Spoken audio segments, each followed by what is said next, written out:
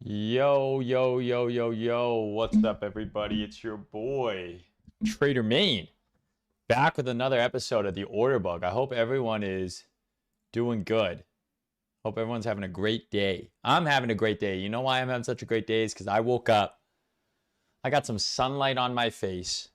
I put my feet in the grass, hung out with my dog while I drank my morning coffee.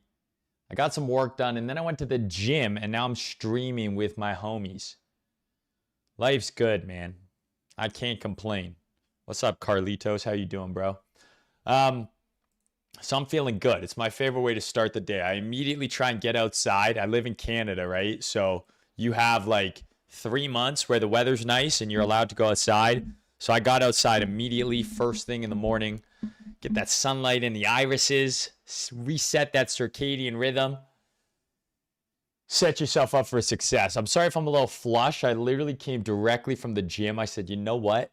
I'm going to rip the stream right away because I knew I was already running a little late, so I apologize. So, as always, guys, we got a lot to cover today. Lots of charts, some pullbacks coming across the board, right? Pullbacks coming across the board. How low do they go? Do we go to new highs first? We'll talk about all that. I got my man Cody monitoring all 17 different chats. Looking for your chart requests and your questions.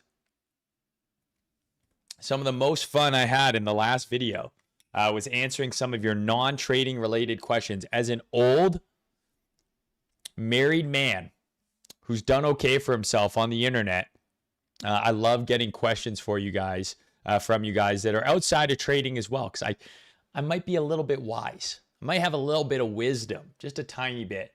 But yeah, he'll be taking chart requests as always. We've got some news to talk about. Shit in Korea, hitting the fan, another circuit breaker, Japanese market rolling over a little bit. And we're going to talk about it all. We're going to talk about it all. Equities kind of holding up, you know? So anything you got, let me know in the chat. Otherwise, let's get into it. We're going to start, as always, with the charts. So we got our little Bitcoin chart up here. Hopefully, none of these levels are levels that you guys aren't aware of or what they might be or what they might represent, because we've broken down this chart dozens of times at this point. But we've been tracking this little bounce here, right? We've been tracking this little bounce here. Now, according to the entirety of crypto Twitter, this is the bottom here, right? Everyone is long the bottom. Everyone's called the bottom boldly. Some bold bottom calls. The bulls coming out of their little hidey holes, right? Saying, hey, the bottom's in. It's time to get long. It's time to fill up your bags. Now, your boy Trader Main has been on kind of the other side of this call. I'm not saying that the bottom can't be in, but as you guys know, I'm kind of in the mindset that like it's either this, right? And then the bottom, or it's like another leg down and then this, and that's the bottom, right? So one more sell off and then the bottom will form. So the bottom could be in, but this also could very well just be similar to what happened last bear market, right? And I think that's really what a lot of people are looking at here, right? Is like, are we here? Like, are we humans or are we dancers? Or whatever that fucking Coldplay song is.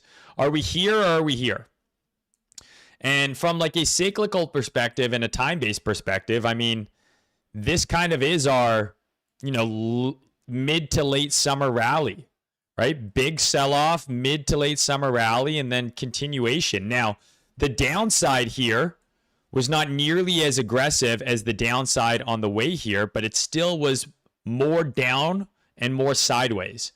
And so if you kind of just take this little fractal that everyone loves to do, well, what about this fractal, right? What about this one? Bring that over to here. I don't know, like this maps pretty closely to what I'm seeing here, right? One more leg lower, not a huge one, right? From this low to the ultimate low, was what, 20% more?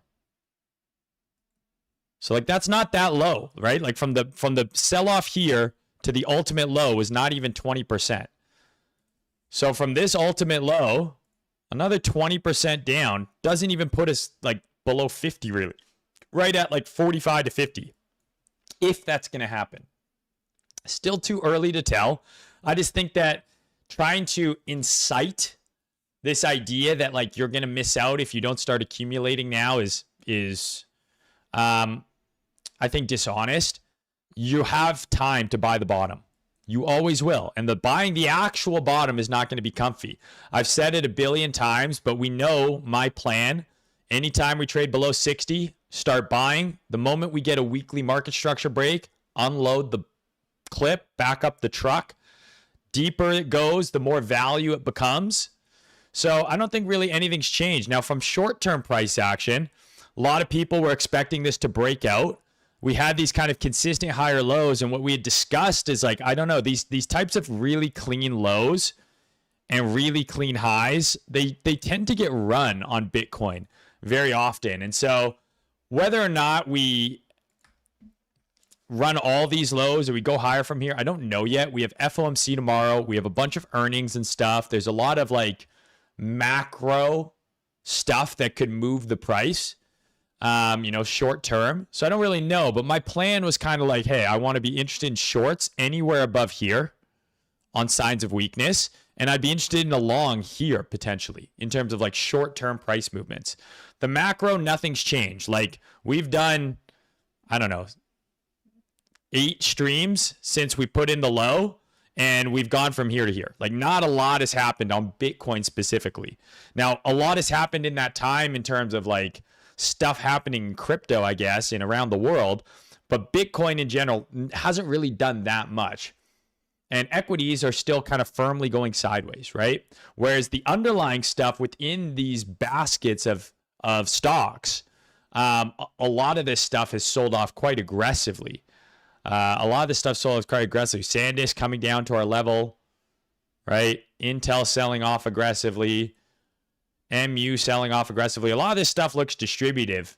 And a lot of people are saying, okay, well, 50% down in a month. Time for a bounce. Yeah, I could totally see a bounce, but this looks like distributive price action. And we've talked about kind of the 3 drives. And the moment equities start to look weak and Bitcoin doesn't immediately nuke, people on the timeline will come out and say, well, Bitcoin's holding up. Equities look like shit. That's bullish. And usually it's just a case of like Bitcoin hasn't reacted yet. And then ultimately we had Bitcoin roll over. So we've had this consistent trend of higher lows and higher highs here, right? That is now broken. We made a lower high here. And if you are in Telegram, I said, hey, this is the first lower high that Bitcoin has made in like a month, right? Higher highs and higher lows for a month. Now a lower high. And ultimately, we haven't even made a higher high above here, right? Which is the key level on the weekly and the 3-day. So it's hard to think that the bottom is in until we get confirmation at least above 67. Now, here's the good news, because you might be like, man, you're fucking dooming right now, bro. Why are you being such a doomer? I'm not trying to be a doomer. Actually, I think the really good news here is this. If you guys remember from our high time frame plan, right? You buy the lows, buy more, and then the moment we switch the market structure bullish on the weekly, which occurred right here. This is the moment we got weekly bullish market structure on Bitcoin. That to me was confirmation that the bottom is in. Just like when we lost weekly market structure here, that to me was confirmation that the top was in. Now, did you catch the absolute Pico top? You could argue this was weekly structure, but even if you use this low down here or this low here, you're still selling at 45 to 50 and the top is like 65, 70. Still pretty good. Here, you have confirmation that the low is very likely in. You're not buying the absolute low, but you bought in the 20 to 25K region and the low is 15K. So yeah, the weekly moves slowly, but it gives you a high degree of confidence that you're correct. These weekly structure breaks on Bitcoin specifically are extremely potent. Whenever you get a weekly structure break on Bitcoin, you almost certainly have a high time frame trend change. Now, the good news about what's happening on Bitcoin right now is if I am correct and that we have another low coming, the weekly shift is actually very close. So depending on what you use for your weekly low, you could argue that this was the weekly lower high. And so I told you guys we need a close above this for confirmation that the low is in, just like we got back here. But you might be like, God damn, Trader Main, that's a fucking long way away. Like if the bottom's in, you're telling me I'm not buying till we're 40% off the low? Well, guess what? This was the weekly low here until we made a new low here, which made this the weekly high. Excuse me. This was the weekly high. Now this one was. So by that same logic, if we go ahead and make a new low here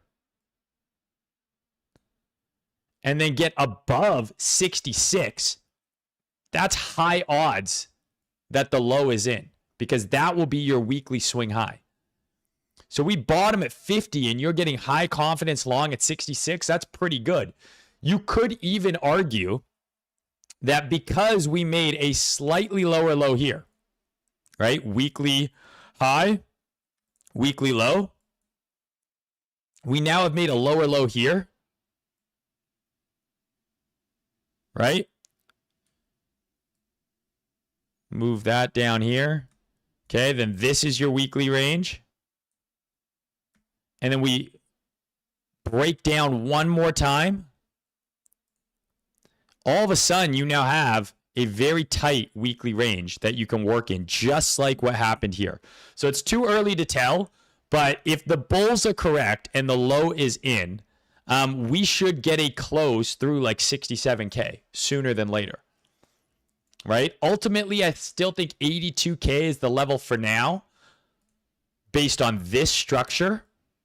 But if we're able to get a new low that gives us a new weekly range, then I think you have this structure, which is a much closer level, which is a lot better. So I think that's good news, to be honest with you.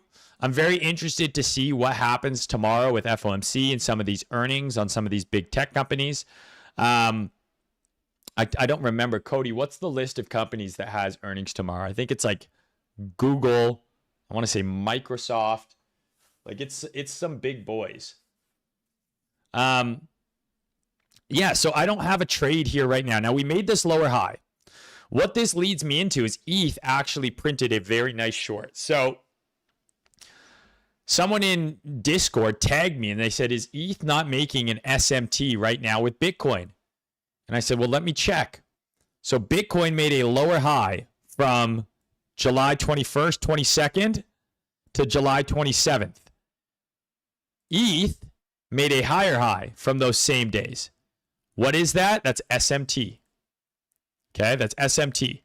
Meaning, if the market is going to roll over, Bitcoin's actually the better short because it's the weaker of the two. But we actually got a short trigger on ETH itself. So I posted this in Telegram. I post way more charts in Telegram, guys. It's just way easier. I hate posting charts on Twitter. I always forget to do it. I mainly use Twitter from my phone. So when I'm posting a lot of charts, I just do it in Telegram. It's way easier to update. There's no comments. There's no in-between shit posts. It's just mostly charts. So if you want to join the free Telegram, I'll have Cody. Let me just drop the link real quick for all y'all here. This is my Telegram. It's completely free. But if you're like, hey, Maine, you used to post more charts.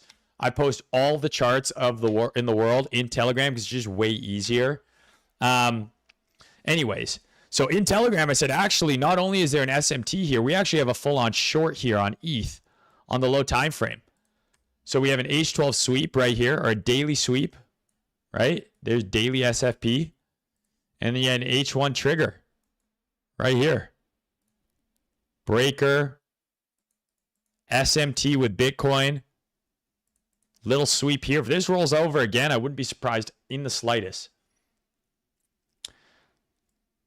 Regardless, though, very nice short opportunity that was actually pointed out by someone on someone on Discord. So yeah, Bitcoin, I got nothing, guys. Like, I got nothing to update you on. I know it's boring. I know everyone on the timeline is telling you the bottom's in, just circle jerking. We're at the same price that we were 10 days ago. Right? Yeah, we went up, we went down, we went up a little, but like, we have been in this range since the start of June. In this range since the start of June. So like, not a lot has happened. As much as people want to tell you you're missing out, oh my God, how could you not buy? Solana, back below 80. ETH, if anything, is the strongest of the big three, right? It's up at 1900, but I could totally see this come back below 1700 before it goes. Hyperliquid's actually lower than it was at the start of the June. It started June, it was making all-time highs. So like, people telling you had to rush to accumulate, arguably you're getting hype at a lower price now than you were over the last 2 months that they've been telling you that you got to accumulate. Right? I do have a Discord. It's on my website, tradermain.com. So I don't think you've missed anything. I know it seems like you're missing everything. Like, really, what's happened in the last month and a bit? Ansem launched his coin. Right? He's got $80 million. And I think his coin is down 50% or something. And I'm not saying that's a bad thing. Like, I mean, coins go up and down. It's fucking meme coin at the end of the day. So, like, Ansem launched his coin 4 weeks ago. It's down 60%. Can it go back up? Absolutely. It can. Totally. Not saying it can't. So, like, this coin's got launched. We had Cash Cat, right, on Robinhood. Cash Cat launched and is now down 80%. Just remember, guys, meme coins are the future. Think of all the onboarding that just occurred here. Think of all the onboarding that occurred, over 200 million, all the people who are now fucked. Maybe this thing goes back up. I don't know. It's in demand. Who knows? Right? But like, nothing's really happened. Most of the coins that you could have looked at the start of June are in and around the exact same price, maybe a little higher, maybe a little lower than they were then. So you haven't really missed anything. I know that social media has this desire to create this impulsive, monkey hindbrain activation where you're like, oh my God, neurons fired. I need to go buy something. It's like when you go to the gas station and you're about to pay and they got like a chocolate bar right at the front. They call those impulse buys. That stuff that they have right at the counter because you're just like, oh, fuck it. I want a chocolate bar. I want a pack of gum. Social media has that same effect, especially crypto. And people are falling for it, right? All the time, where you see all these people on the timeline talking about you're missing out on this and this and this. And then like you look at the actual charts and like not that much has really happened. So even if we have bottomed, to what I've said over the past few streams, the bottom is a process. And there's going to be a period of time where we go sideways and range. Because if the bottom is indeed in, price needs to accumulate. Long orders. Think about it logically, right? If I am going to buy Bitcoin and it is eventually going to trade to 200K, I need to accumulate, excuse me, as much Bitcoin as I can at a low price as possible. It's not going to bottom at 60K and then go directly to 200K. It's going to have a period of accumulation. Just like when the market tops, it tops in a form of distribution. This topping pattern was months long. You had months to sell the top. Whether or not you sold the Pico Schmico top, you arguably had, this to me is the topping range. You arguably had from May until November. May, June, July, August, September, November. 5 to 6 months to sell. When we bottomed last time, this is the bottoming range here, right? Even if you don't want to count this part because it's broken out, call it to here. This is still over 6 months of time. How about the top over here? 6 months. Okay, so these processes of bottoming, topping take time. So I don't want you to feel rushed. Like you need to buy right now, tomorrow, or you're going to miss it and it's fucking over. This bull market that everyone's been telling you you're missing out on, and oh my God, we're so back. We're at the same price we were 10 days ago, and we are up 7% from where we were 2 months ago. Some stuff's up a little more, some stuff's down. Hyperliquid, which is a coin I want to own long term, is lower than it was 2 months ago. But back here, it was a bear market. Now we're in a bull market. So I'm not trying to say that you shouldn't be paying attention. Quite the opposite. You absolutely should be paying attention now. You should be looking to begin to accumulate if you haven't already. You should have a plan to accumulate if you don't have one yet.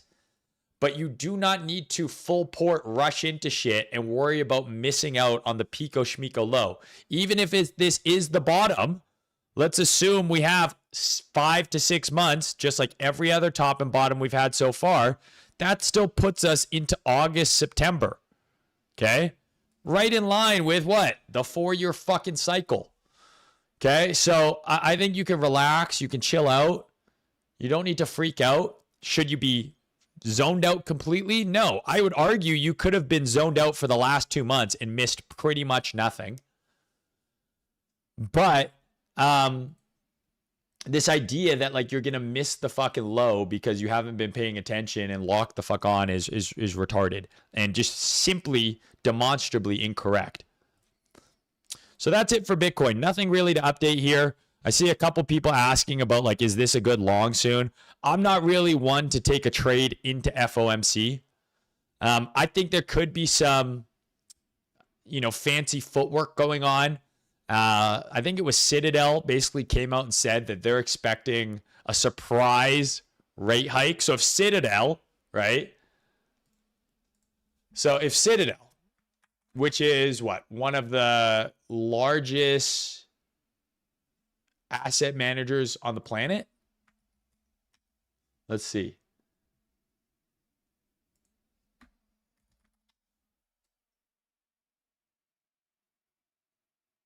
They have 67 billion in assets under management, Citadel.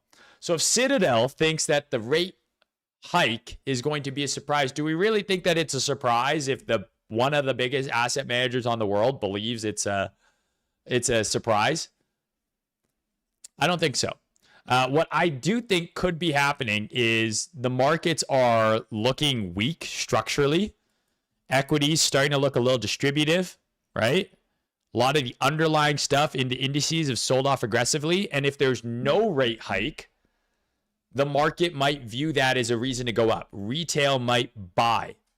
So if they're like, hey, we think there's going to be a rate hike and it's going to be a surprise and it's going to fucking nuke the market, and then there's no rate hike, everyone's going to be like, oh my God, I'm going to buy, So I think that could be going on. I personally think the indices need to break out sooner than later. Long period of consolidation here on some of these. Dow is attempting to, but I think you want to see the S&P, the NASDAQ. I think you want to see this stuff make another leg up if this bull market's going to continue to have legs, because the concern is every time we have these long, prolonged sideways periods, they've generally led to corrections. So I'm waiting to see if we can get an all-time high break, right? Remember, I talked about it here. We never got it. But if we're able to get back up here and break out, right, this is a long, I think, that's worth taking. Is my mic way too loud? Let me turn it down a little bit. Let me know if that's better. I'm very loud lately. I've been yell maxing. Because a lot of this underlying stuff, guys, like, looks a little dodgy, dude. Like, IBM holding on. I mean, this is demand down here, but like that's a big fucking sell-off. I don't know. A lot of this stuff, this is the worst it's looked in a while. NVIDIA, remember, we're watching this level here. So it broke this low. I want to see it break this low. If it breaks this low, I think that's the top for at least a move down to 160. So we're still watching that low on NVIDIA. I don't know what happened to my alert, but it's back. Same thing with MU, right? We talked about these declining highs. Then it broke structure. It's selling off. It's losing this low. So I do think some of this stuff is probably due for a bounce. I mean, we're talking from June to now. It's been a month. That's down 40%. SanDisk in the same time period, down over 50%. And it's coming into this primary trend. Remember, lose the aggressive trend. Where's it going to go? Primary trend. So I do think that a lot of this stuff probably due for some sort of little bit of a V bounce. My brother said he's loading up on AMD. He thinks earnings is coming. He doesn't think. Earnings are coming Tuesday. Right? That's literally not far from now. That's literally a week from today. He thinks they're going to smash earnings, and this is going to be free money on the long side. A lot of this stuff, though, is down a bunch. It's down heaps. I mean, look at this. Remember?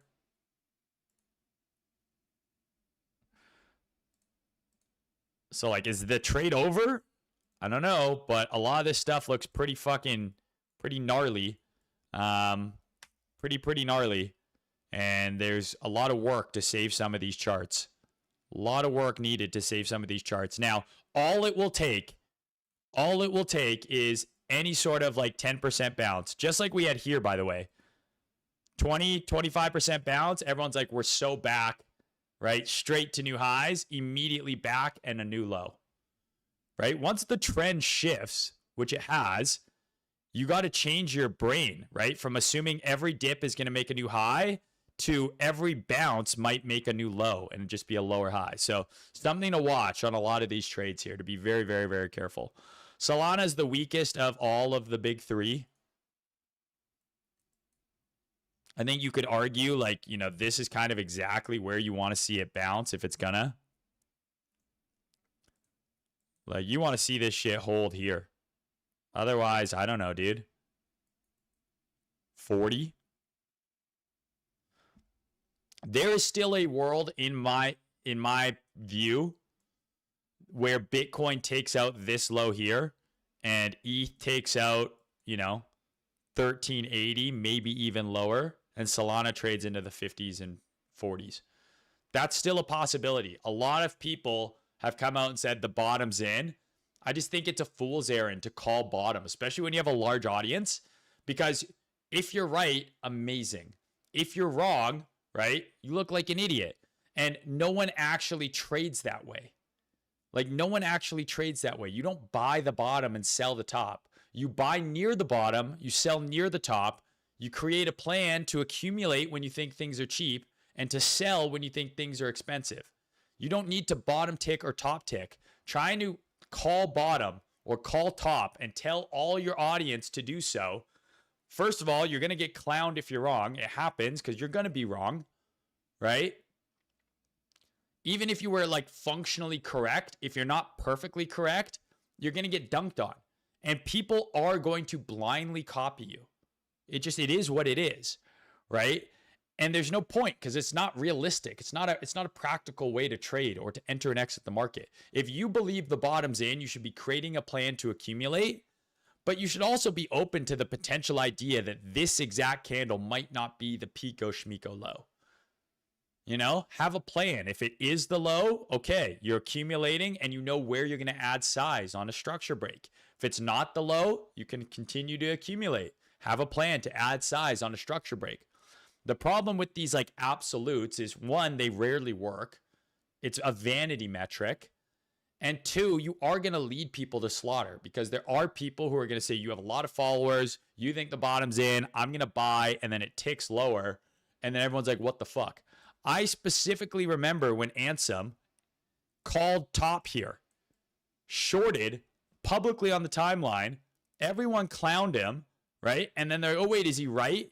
And then it went out. He flipped bullish, longed at like 123,000, and then it nuked. So he was, in fact, initially right with his top call. If he would have just said, hey, this is the top, I'm out, and just said nothing else, right now he would look like a genius. But because he put his call as like, this is the top, oh my God, now it's not the top, I'm going to long. Now you have these people who are going to be like, well, you told me the top was in, I sold, then it went higher, then you said long, I longed, and then it went lower again. At the end of the day, like, you have no idea how Ansem executed that move. You have no idea how I execute my trades. So trying to have this like myopic view on like, I have to call bottom or top publicly, I just think it's silly. I think it's much more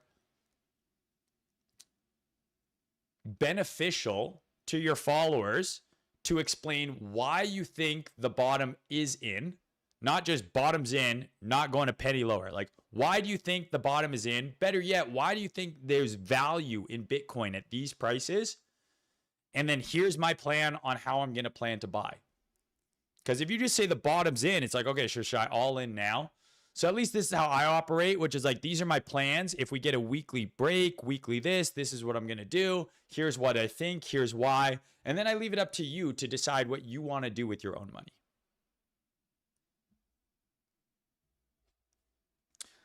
Thank you, Keo Trades, bro. I appreciate that, man.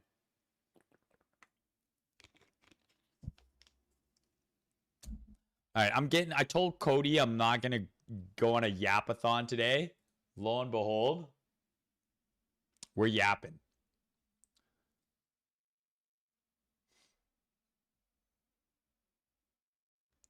Okay, so let's do some chart requests here real quick. Hey, mate, quick question. How come Breakout doesn't have an H12 chart option when the H12, H1 system is your go-to model? So here's the thing, guys. The daily chart and the H1 and the H12 chart are completely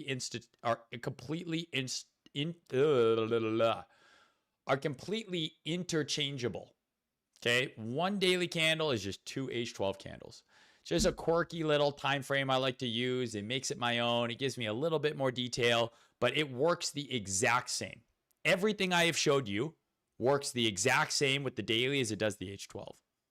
Okay, there's going to be very few instances where the H12 and daily give you different information. Almost always it's going to be the same.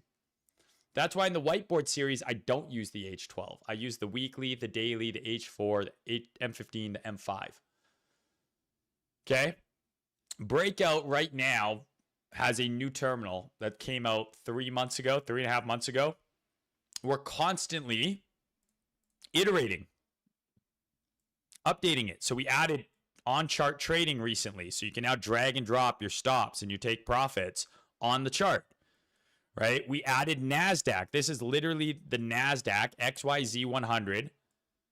And it's trading after hours. You can trade it after hours. Don't worry the fact that this trades in the red. I'm simply using this because I made a video explaining how it works and how you can trade after hours on it. But yeah, you can trade 24/7, 365 NASDAQ. So we're adding things all the time. Custom timeframes is on our roadmap. It's just lower priority than some of the other stuff that we're doing. Getting on-chart trading set up where you can literally just drag and drop, all the numbers update, very smooth, very slick. This was a much more pressing push than custom timeframes, as was adding the NASDAQ and adding additional assets. This is our first TradFi asset. So now you can trade NASDAQ on Breakout. We have more TradFi assets coming. I don't want to spoil which ones we're listing next, but we are actively going to be listing additional TradFi assets in the coming weeks. NASDAQ is just the first one, and you can also long $1 million notional on the NASDAQ. So 200K account, $1 million notional position. So if you look here, I mean, obviously I closed for a little bit of a loss, but right now we could open up a $984,000 trade on a 200K account that you paid less than $1,000 for. I don't actually know how much. I'm on the pro. Maybe this one's a little over $1,000. This one's $1,090. We also have a one-step turbo, which is only $660. $1 million notional position. So that's what we've been working on instead of custom timeframes for now. But custom timeframes are absolutely coming. They're absolutely coming, okay? So don't worry. Don't stress. They're coming. They're coming. They're coming. I'm on the phone with the engineers every day, okay? I get in Slack and I just yell.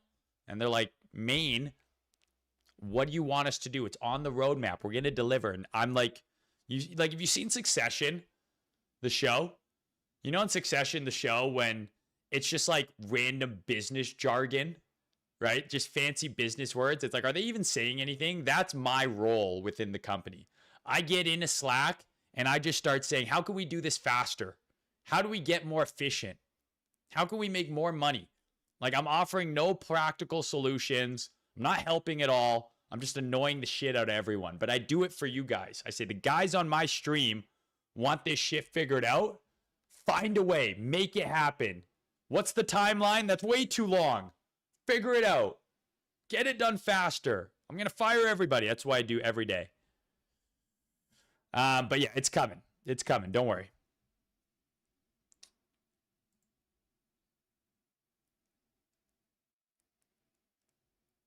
Yeah, we made it real out of your question, my kind of chaos. I'm working on the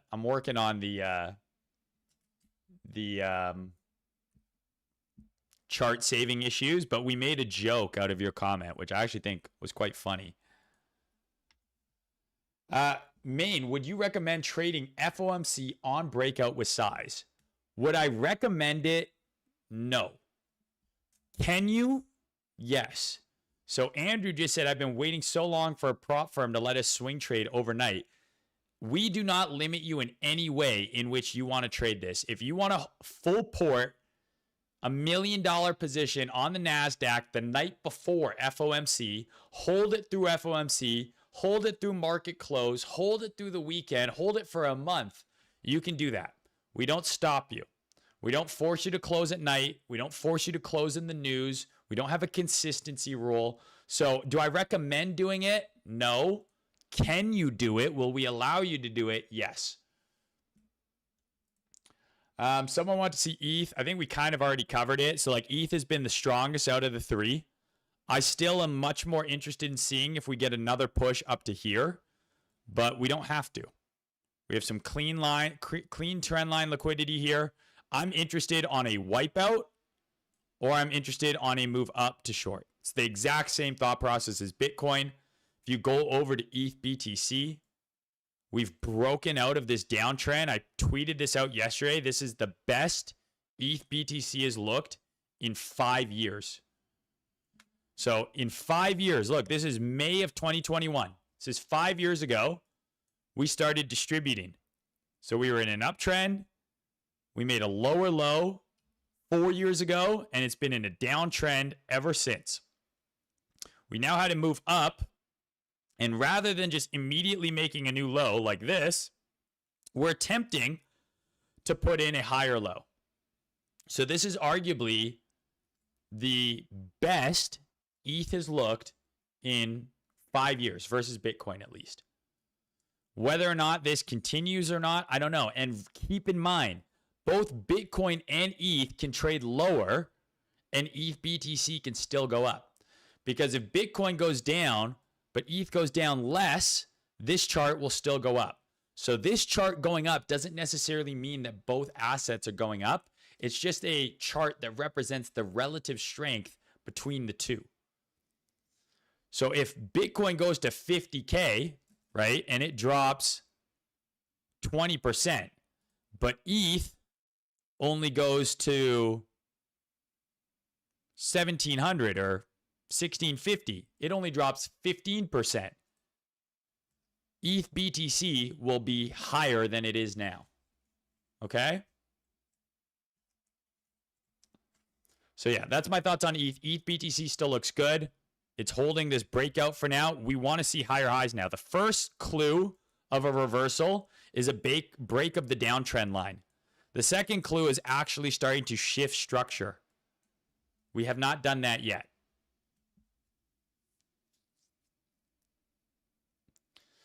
Dog has a pipe. I don't know what that means. I imagine that's some sort of random meme coin that's just launched.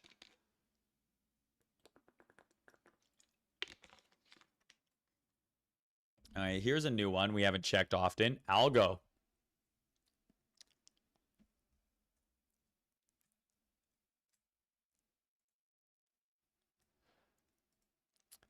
You want to know why I haven't looked at this so long? You can tell because my boxes still have the white outlines. I don't know, bro.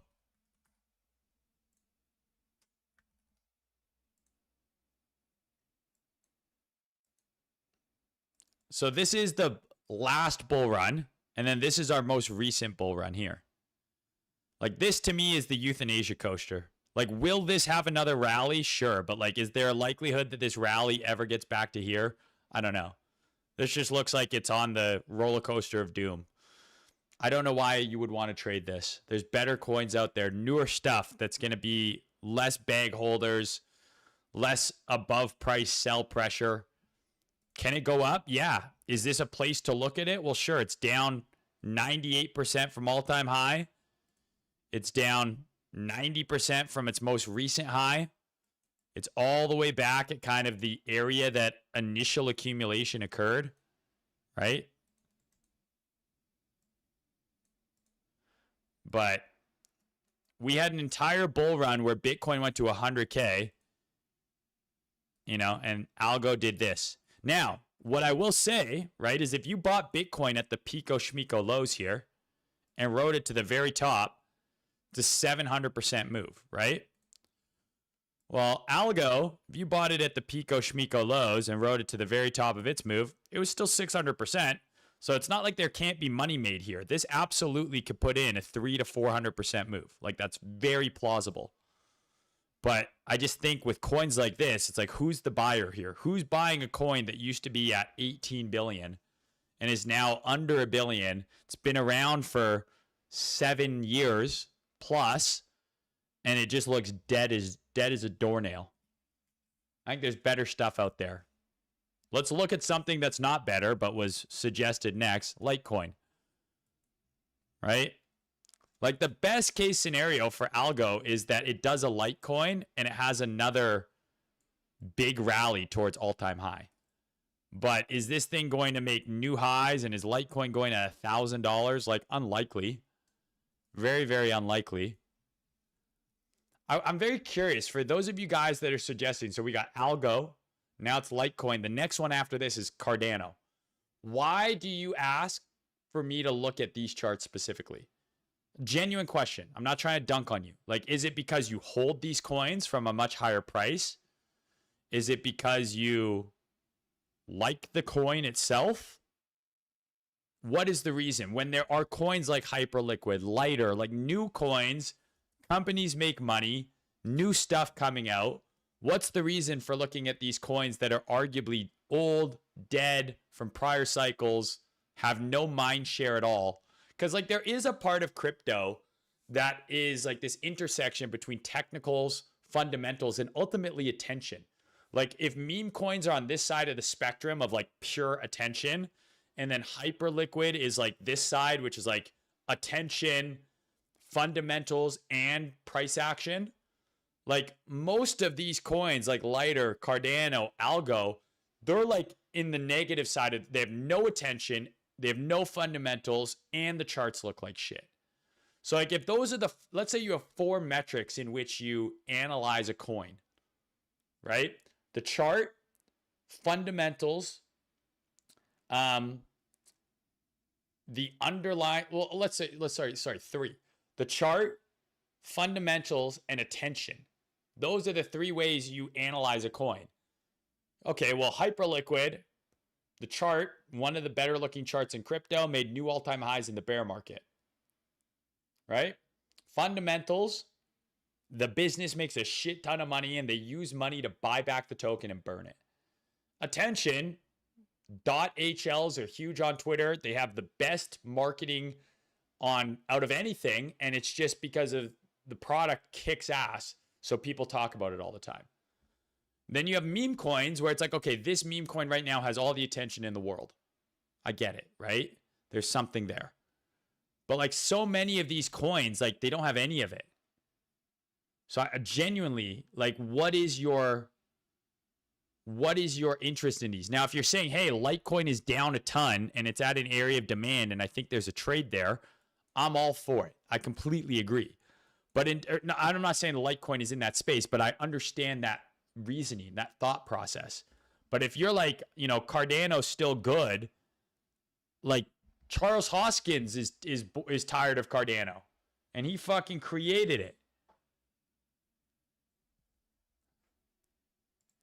Are you talking to Charles Hoskins, the co-founder of Ethereum, the creator of Cardano, and you're asking him to use a support ticket? Are you insane?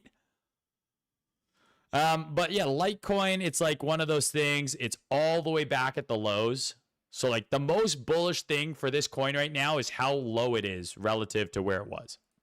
It's down 90%. Do I see this as a coin I want to own long term? No. Do I even see a trade here right now? Not really. I don't even see a trade here right now. Like, think of all the stuff that's happened in crypto over the last couple years. And like, this is Litecoin. Litecoin has gone from 45 to 150 in the same time that Bitcoin's gone to 100K plus. All sorts of shit has happened. We've had crazy meme coin runs, Hyperliquids, the lighters, all sorts of shit in crypto. And this is where Litecoin is.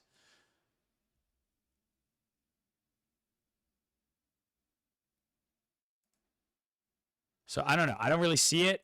In terms of a trade, I see a 3-day SFP here. But that might have already played out. Like that, this move might already be that move. But like that would be the only thing I'd potentially see on Litecoin here is like maybe there's a long there. Some guy just said thoughts on ICP. Thoughts on ICP is I think I was trying to think of a cool acronym there. I don't know. ICP. I think you're cooked, bro. I think you're cooked. What coins would you recommend for the next bull run? I'm only really interested in Bitcoin, Sol, ETH, and Hyperliquid in terms of like substantial, meaningful spot holdings. I don't really care about anything else. ICUP, exactly. What happened to Order Block? He's still around, bro. We're still chilling. We're going on lots of hikes. Don't you worry. Gold.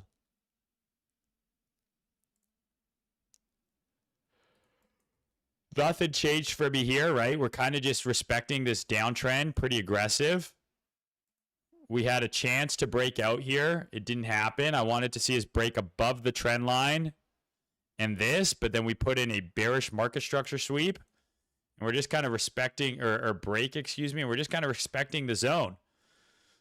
I think the biggest issue that gold has right now is the dollar.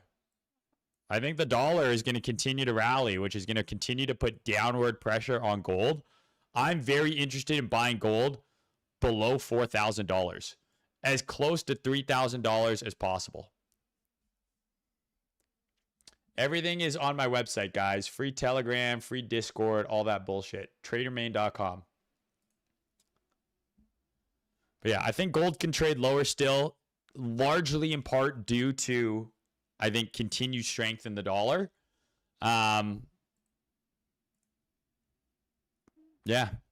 nothing for me here. I think we can continue on this downward trajectory. The moment we get a solid breakout of here, I think it's a better looking chart all of a sudden. But for now, lower highs, lower lows, nothing to update here. Same with silver. Right? Broke out of this trend, but still below this primary trend. Silver below $50, gold below 4,000. I think that starts to get interesting again. Like we could get mid to low 3,000s on gold. I think that'd be incredible. If you get lucky enough to like buy back here, I think you like fill up your fucking bags.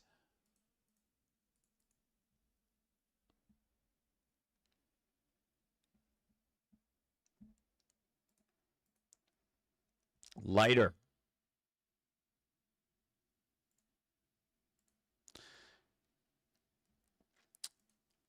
Yeah, so we talked about this on the last stream. or a couple streams ago. Big range here, right? This is our weekly dealing range. Shout out to the watchers of the whiteboard series.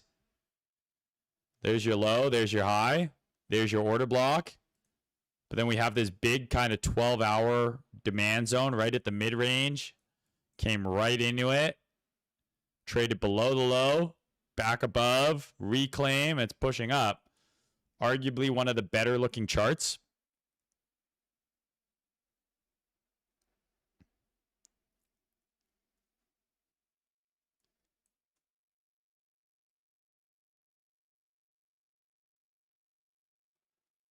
I'd be cognizant of any sort of like SFP.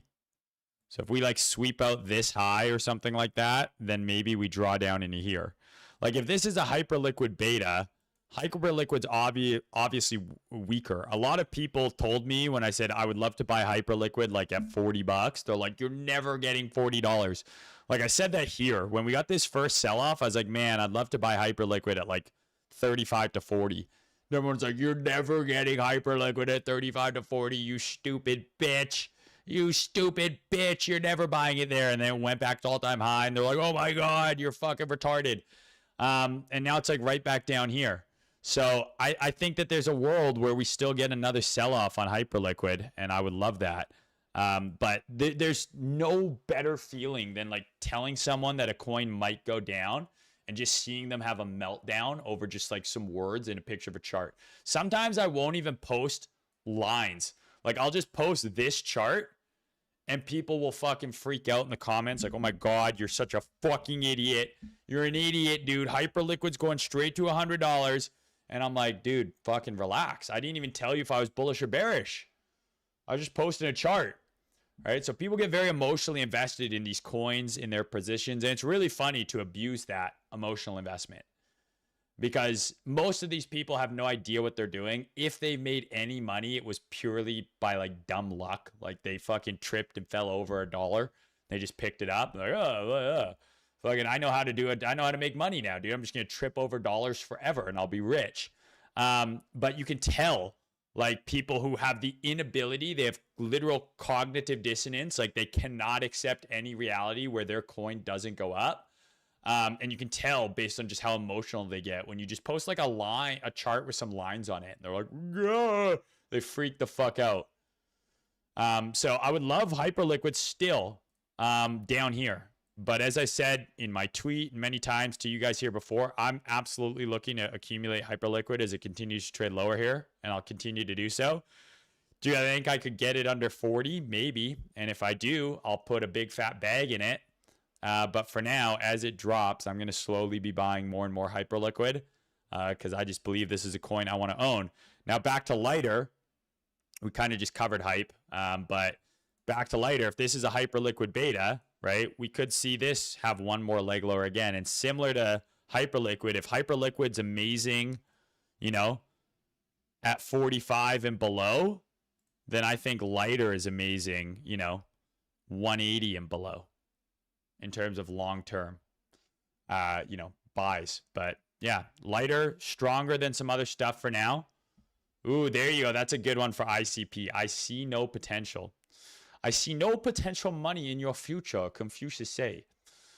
Is that racist now? Because that was a funny joke when I was a kid 43 years ago. That was a very common joke format. Confucius say you have bad time. But now that might be viewed as racist. And if that is, that's not good. That's not good.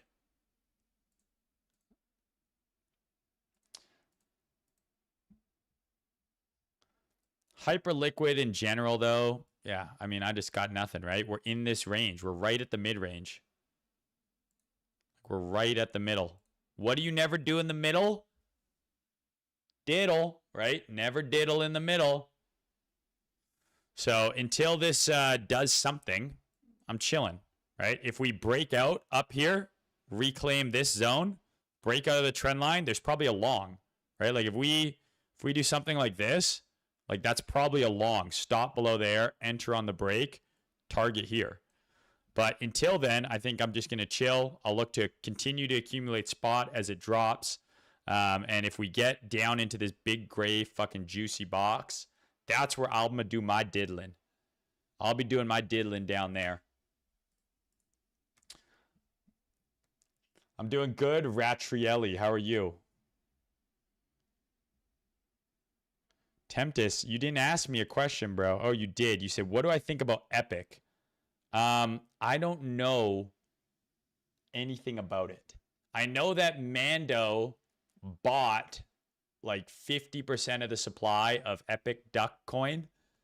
And now he's going to maybe try and do an ANSEM and give away airdrops for it. That's all I know. I don't know anything about it. I don't know any of the details. I don't own any. I don't plan on buying any. It's got a market cap of $8 million. Is this it? So he accumulated, and like, did it come out that he accumulated it until very recently? Because it looked like this thing went up a ton very recently. So when did he announce that he owned all the supply? Like, what happened? What happened yesterday that I missed? Did something happen yesterday that I missed?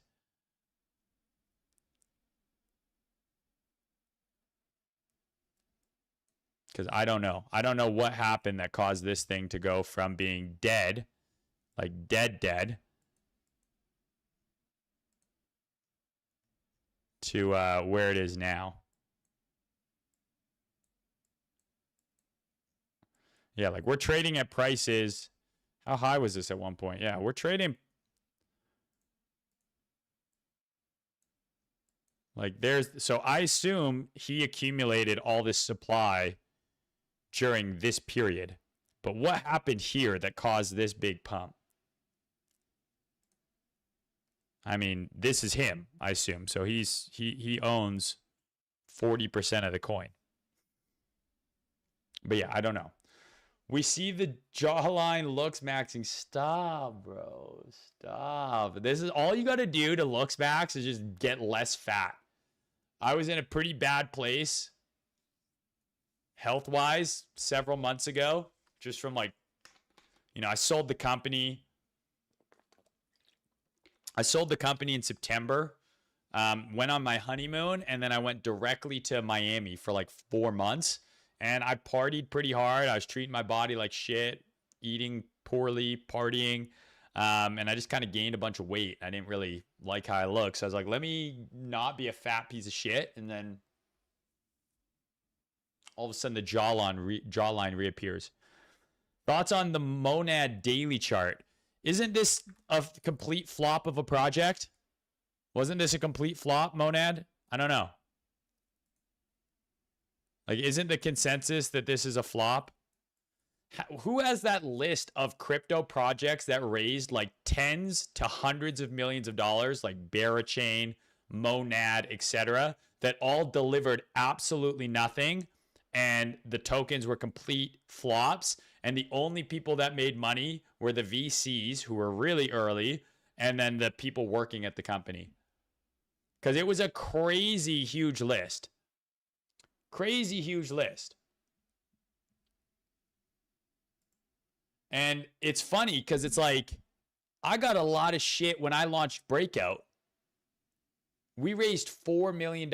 I wish I raised none. We raised $4.5 million. I wish I raised none. We didn't even need it. We never used it. Never needed to tap into that money. I wish I never diluted myself at all. We raised $4.5 million, launched no token, launched with a working product right away that has improved every single month. It's gotten better and better and better and better. And within 18 months, we were acquired by Kraken. First time doing that. Meanwhile, there's these companies that raise 10, 20, 30, 100, couple $100 million. And it's like complete garbage, dude. Complete garbage. So I don't know. Has Monad done anything? Genuine question. Did Monad do anything?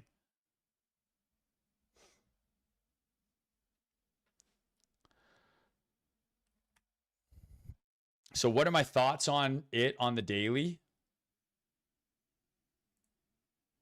I mean, Polymarket has a working product and it's a business and it makes money. I don't know how it's at all comparable. Like, what did Monad do? What does Barachain do?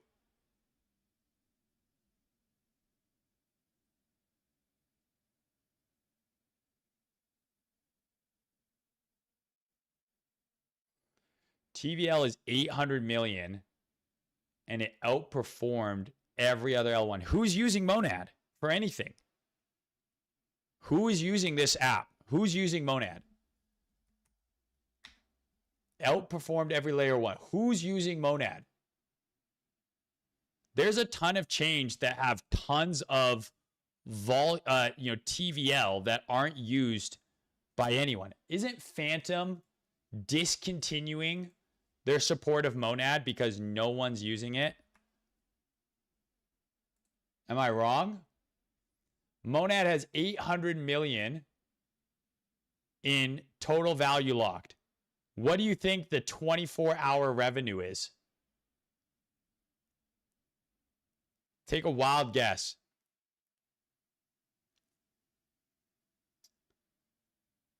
The chain revenue, $6,000. The app revenue, $20,000. Like, what are we talking about here? How is this outperforming every other L1?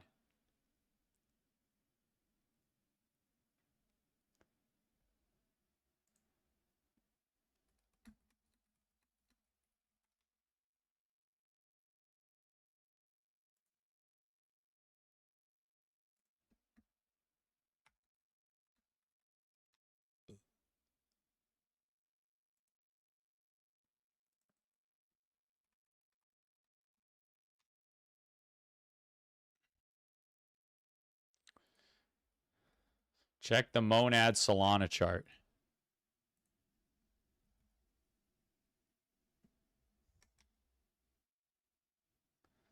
Like, I guess, like, is this a demonstration of Monad doing well or just everything doing bad and Monad doing slightly less bad?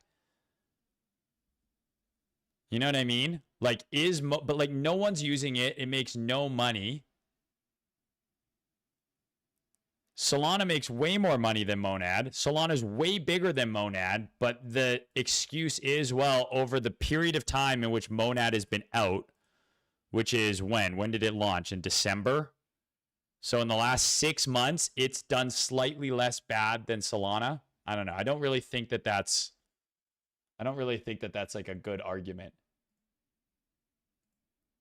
And I think Solana is used by more people. It certainly is used by more people. It certainly makes more money, and it will most likely be around longer than Monad will be. I would not be surprised at all if Monad completely fades to irrelevancy. But hey, maybe it goes up. Sorry, I didn't even finish looking at the chart for you, so that's disingenuous here. Let's look at the actual chart.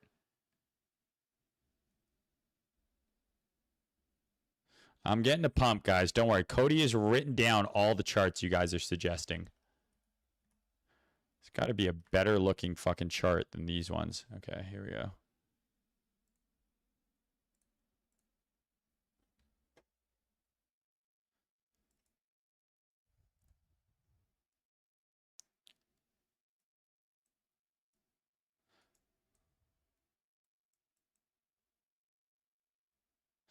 It could be worse. It could be Mega ETH, another project that raised tons of fucking money and did absolutely nothing. I don't know, man. I should have scammed, dude. Like, what the fuck? I decided to build a real business.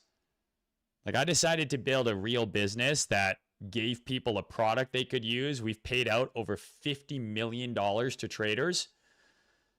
We got acquired by one of the biggest exchanges on the planet. And I could have just fucking launched a piece of shit and scammed and probably made more money. And I probably could have done less work too. And I would have been more popular. I would have been more popular. Like, the engagement that, like, 1 million followers, bro. Look at the engagement these motherfuckers get. They get better engagement than me. They got more followers than me. I have a higher 24-hour revenue than Monad, personally. Forget fucking Breakout, just me. I'm making more money than Monad. Anyways, I'm not trying to shit on the Monad team. I actually think I got given a Monad airdrop, so I should be nicer. I just like I don't understand when we will get away from this system in crypto, which is enriching founders and VCs before they ever actually deliver anything.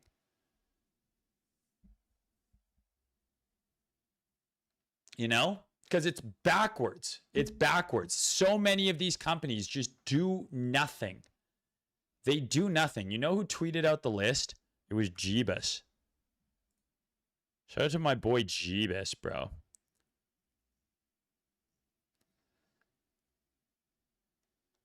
Total raised $7.5 billion. Total 24-hour revenue, $1,300.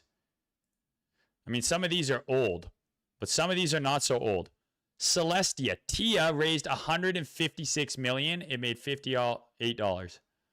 Plasma, $77 million. Say, $35 million. Tempo, $500 million. Like, is Monad not eventually just going to end up on this list? Barachain, $142 million. Why didn't I scam? Why didn't I just scam?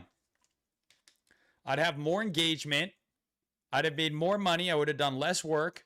I got fucking called a scammer anyways. It's insane. Some guy under like Evan's tweet the other day, another solid follow, Evan, was like, Maine's such a scammer ever since he joined Haven paid group bullshit. And I'm like, bro, first of all, I joined the Haven in 2023 in May. It's been a little over 3 years. I've been on this godforsaken website since 2014. I've been making YouTube videos. I have over 1,000 YouTube videos, all free, since 2018. I have a free Telegram, 25,000 people. Free Discord, 12,000 people. I've been posting on Twitter, sharing shit. Taught many of the best traders on this website, helped them learn to trade. But because I joined the Haven in 2023, which charges, I think, $200 or $250, which of there's 6 people in there, I'm getting $50. I'm like not even getting $50 per person. I'm a scammer now. Meanwhile, like there's guys who would defend Ben Pasternak to the death. Or Monad or Barachain or all this other bullshit. And your boy Maine is like, yeah, sure, I'll hang out in the Haven. I like Loma and CBS and the boys. Oh, thanks. $40 every time someone signs up. Sick, dude. They're like, oh, you're a scammer, dude. You're a scammer. Fuck y'all. Not you guys specifically, but literally suck my fucking sweaty ball sack, dude. Like, there's people who have blatantly been retarded, cost people millions, scammed them, been wrong about so many of their fucking calls. They get sucked off online all the time because they talk about meme coins. Trader Main, who's just like, hey, be smart, use good risk management. Here's a free video series on how to trade. It's like, you're a fucking scammer, dude. Ugh, can't wait to quit this place. Anyways. We run it one more time. We were looking at Hood. So, sorry, Monad. I don't know, dude. I don't know.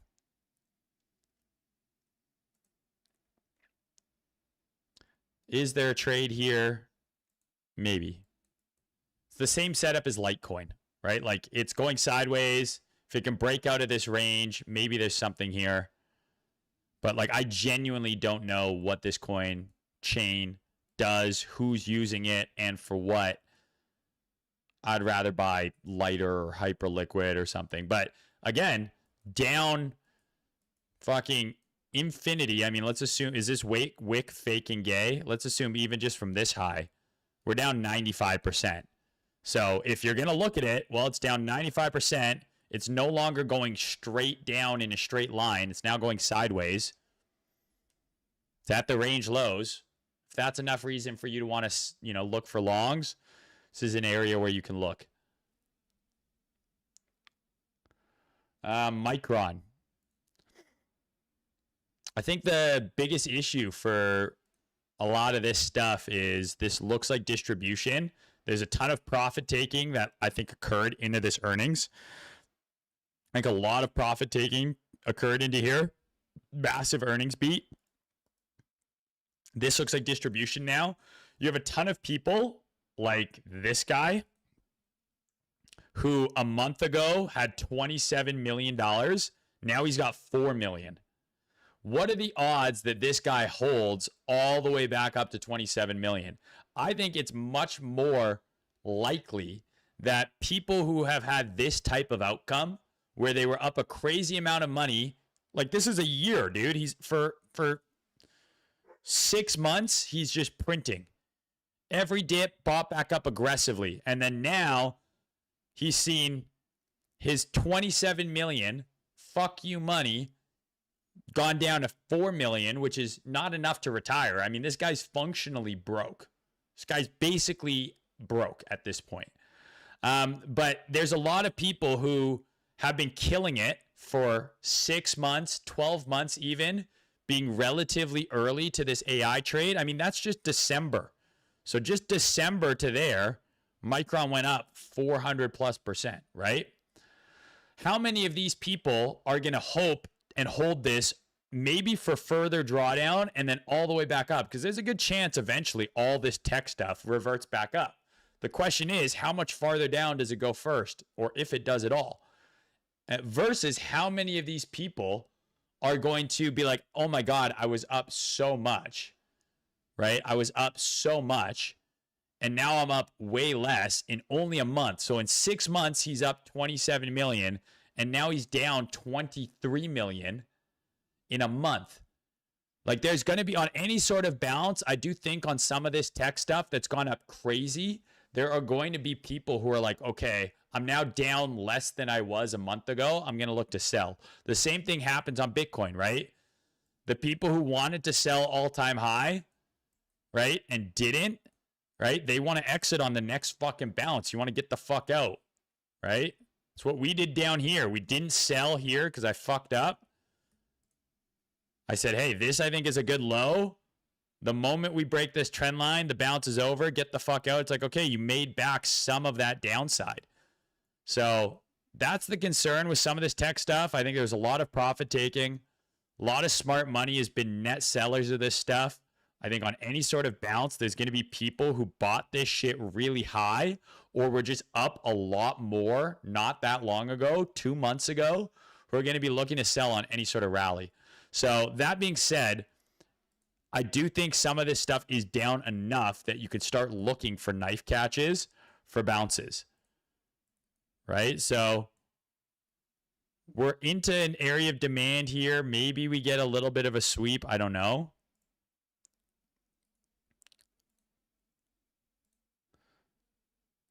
Love that they added that, dude. It's so sick. Getting rid of all the gaps.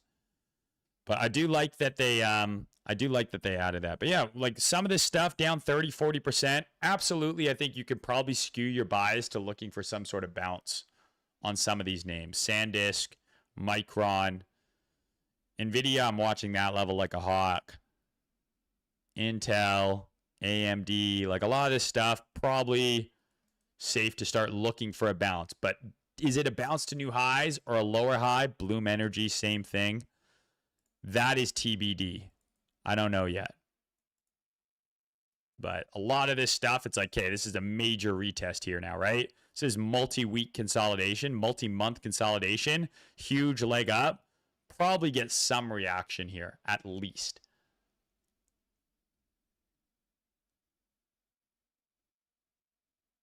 All right, let's look at AVAX. I think it's impossible for me to stream under 2 hours. It's impossible. I don't know how to do it. If you have a Fidelity account that can look at the SMPL was bearish, but until now on Fidelity it's 7.2. That is bullish. Now the insiders bought at $11.80. I don't have Fidelity, bro. I'm Canadian. Are you talking about the Simply Good Foods company here?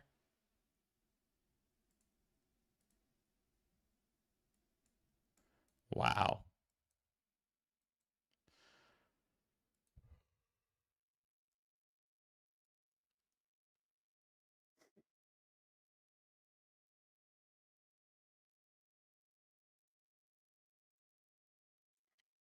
I mean, if this is an altcoin, right? If this is an altcoin, we're back at all-time lows, right? We're back where this chart was 10 years ago. So if you're going to look for an area to be interested here, this is it, right? I don't know if I see any strength yet. I know you're saying something about insiders buying. I don't know anything about that, bro. But if this was an altcoin, like this is where you want to be looking. You can even see the 5 stages of main, right? Aggressive sell-off, less aggressive, sideways. Okay, now you want to see stage 4, which is uptrend. So it's absolutely at an area of interest here. We're at the range lows, all-time lows on this thing. If we can start getting some constructive price action out of the bottom here, I think it could look interesting. But I don't know anything about this company. Okay, AVAX.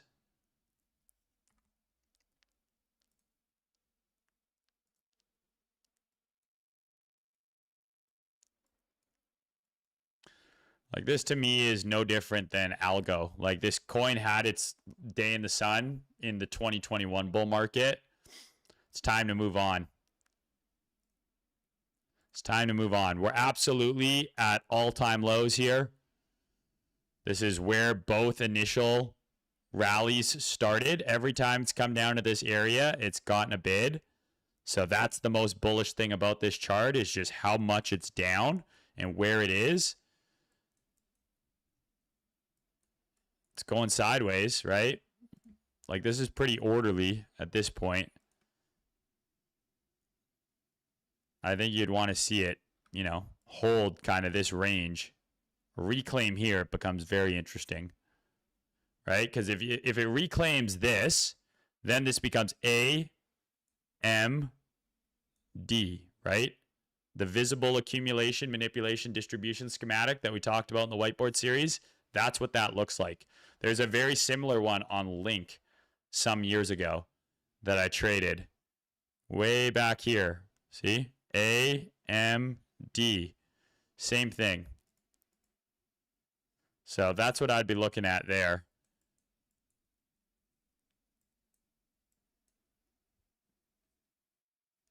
Pepe.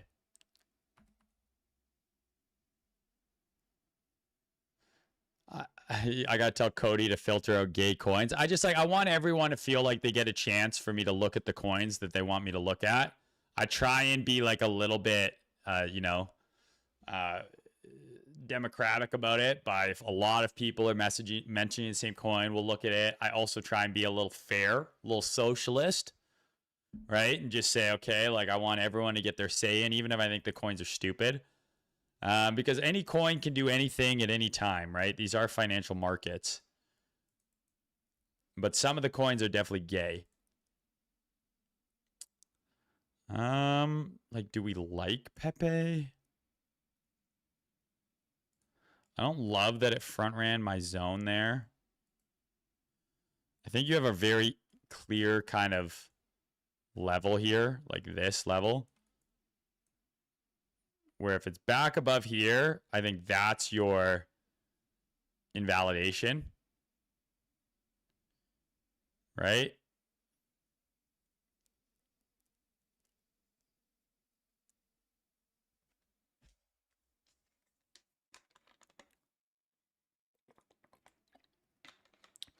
ML Basic says, Main, apart from BTC, ETH, Solana, and Hype, do you have any other high conviction plays this cycle? I think the phrase high conviction play inherently is scammy. Anytime you hear someone talk about something being high conviction, they are trying to shit down your throat with some garbage coin that they've been paid to shill you. Almost every time. Go on Twitter and look up the words high conviction. And most of the time, I'd say probably 9 out of 10 times, maybe more, right? Maybe 99 out of 100 times, that tweet is someone saying, I have a high conviction meme coin, high conviction altcoin. And they either are a paid KOL who's being told to tell you to buy this, and they're being paid probably in the token, which they're dumping on you immediately, plus additional money, or it's some meme coin that they own a bunch of and they go high conviction. Like 99% of times, they go to zero. There is no high conviction because it's all fucking fake and gay. Like all the coins are fake and gay for the most part. So this idea of like there being something high conviction, even the most high conviction meme coins from last cycle had very short runs. The most consensus meme coins had relatively short runs and all faded to complete irrelevancy. So I think the term high conviction on its own has scammy connotations, and it just makes me think some snake oil salesman is trying to get me to buy his bags. So outside of those coins, I have no interest in holding any coins in large percentages of my spot portfolio. Will I have portions of my portfolio that I allocate to riskier stuff? Sure. Like I don't completely not play the game. You know, I fooled around with FWOG and a few other retarded meme coins last cycle. I got burnt on most of them because I understand that that's the game, right? I get it, but it's money I'm willing to lose. I'll put 50K into something and I'm prepared to lose it all. But I don't even have high conviction in anything crypto, really. I think most of it is complete dog shit.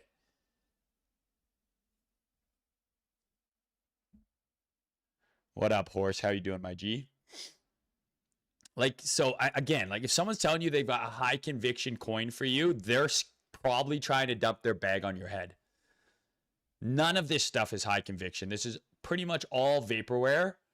So keep that in mind. I'm not saying it can't go up and you shouldn't buy any of it, but the reason I'm interested in Bitcoin, I think that's self-explanatory. The reason I'm interested in Hyperliquid, new novel product, makes a bunch of fucking money, made a new all-time high in the bear market, cracked team. I'm interested in that. Solana and ETH, I think, have proven they have staying power cycle over cycle.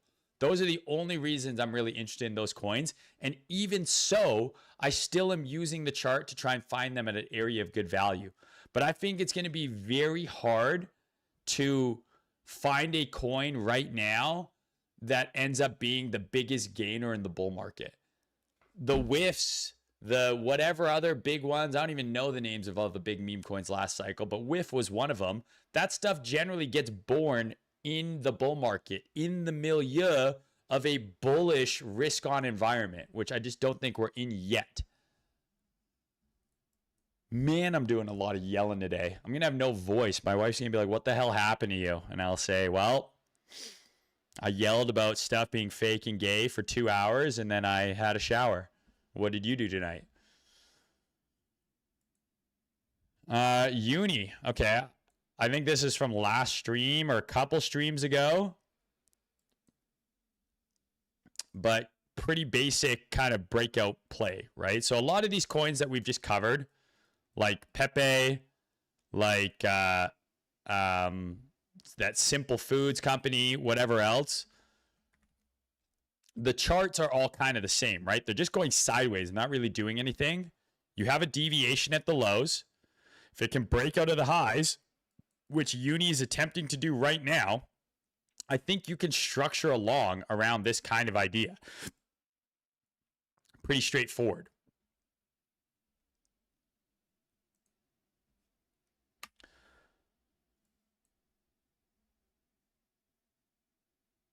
Mean, can you say you have high conviction in DXY going to 110 for me? I don't know if I would have high conviction that's going to 110. I'm bullish on this chart.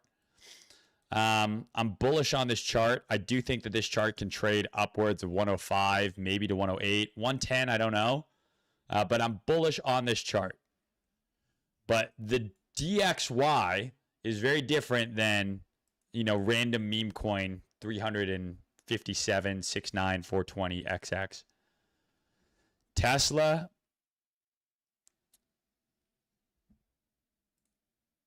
Guys, I'm getting the Oscar closing music from Cody here that we got to move on to news. I don't want to go.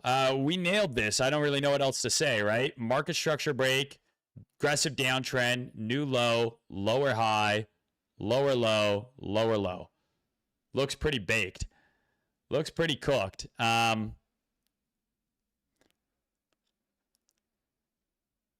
And I think NVIDIA is like a very similar type of chart for me. Obviously, fundamentally, there's a lot of differences. NVIDIA is just kind of like $4 trillion behemoth at the nexus of the entire AI semiconductor memory trade. So that's a differentiator, absolutely.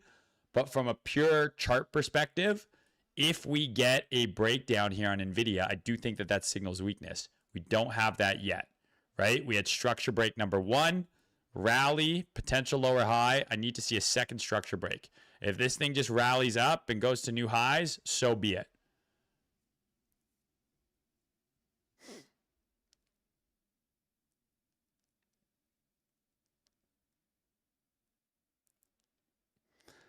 Yeah, I was dialed on the Tesla call. Okay, Pumpfun. I think Pumpfun had a bit of a rally recently, and everyone's horny again. Is this what we're getting hyped about, boys? That 40% move. I can't hate. So what was the trigger for this trade? Other than people being like, pump funds, buy and burns don't work. Weekly SFP. Okay. There's your setup, right? Is that not bang on? And then in there, you have a 12-hour sweep as well. That's all it is.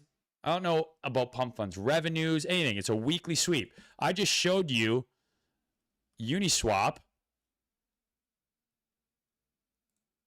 right? How is this any different? It's not an SFP, but it's the same trade. It's a deviation, right? And then you're looking to buy the reclaim, and it's starting to cook. It's the same setup, right? So nice rally there on Pumpfun. Like, if I'm not mistaken, Pumpfun still makes like ungodly amounts of money. I think the best thing the Pumpfun team could do is create a wealth event for the trenches.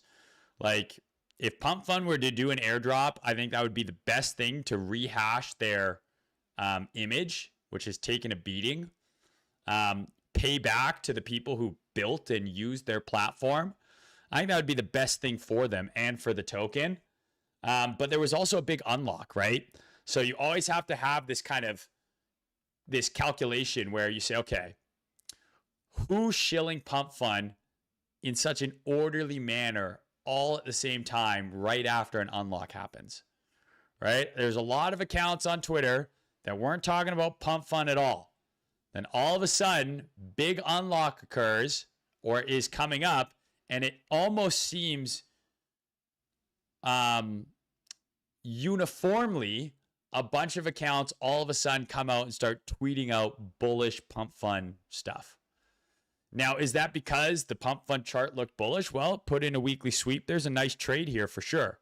Is there potentially some correlation to the fact that a big unlock occurred and a bunch of the big Twitter KOLs who got allocation into Pumpfun are like, damn, maybe I should bull post my bags because I'm about to get a big unlock and I want to sell it?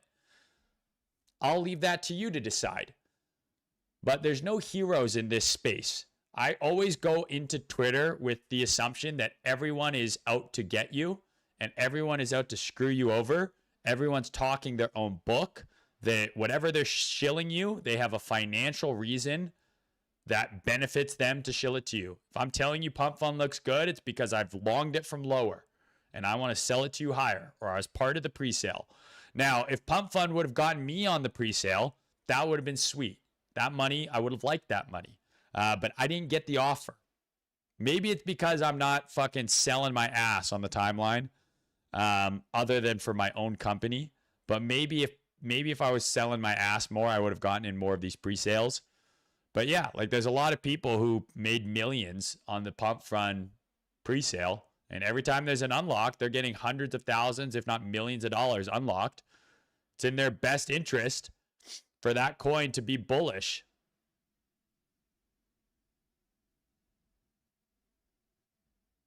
you know? And there's a lot of people who are viewed very favorably on crypto Twitter who are partaking in very shady things. And sometimes I'm just like, damn, like the people who get called out, there's people who are like doing stuff that's just as bad, but they're viewed as like this like saint, and this person viewed as like the devil. I don't know. I think when I'm finally done for this website, I'm going to drop the main files. It'll be like the Epstein files, except for instead of, you know, like people abusing children and rich, famous people doing all sorts of weird shit on the island, it's just going to be me leaking a bunch of fucking DMs. Obviously, I'm joking. I would never do that. I would never do that. And please don't take this rant as a reason to not offer me allocation in your token. I want it. I want it. I'm just a lot more stingy with the stuff I invest in after running a company myself successfully, actually delivering a product, selling the business for a large sum of money. I know what it takes. And now when I see these pitch decks from all these bullshit companies, I'm like, okay, 99% of these are complete dog shit. Okay, 2 more, and then we got to move on to the news. Damn, I said a lot of shit today.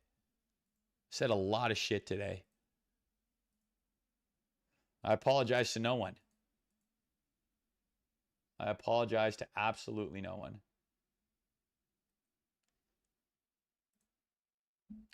XPL. Didn't we just talk about how this thing makes no fucking money?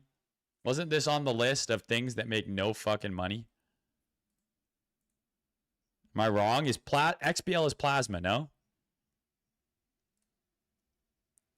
77 million raised. $200 in revenue.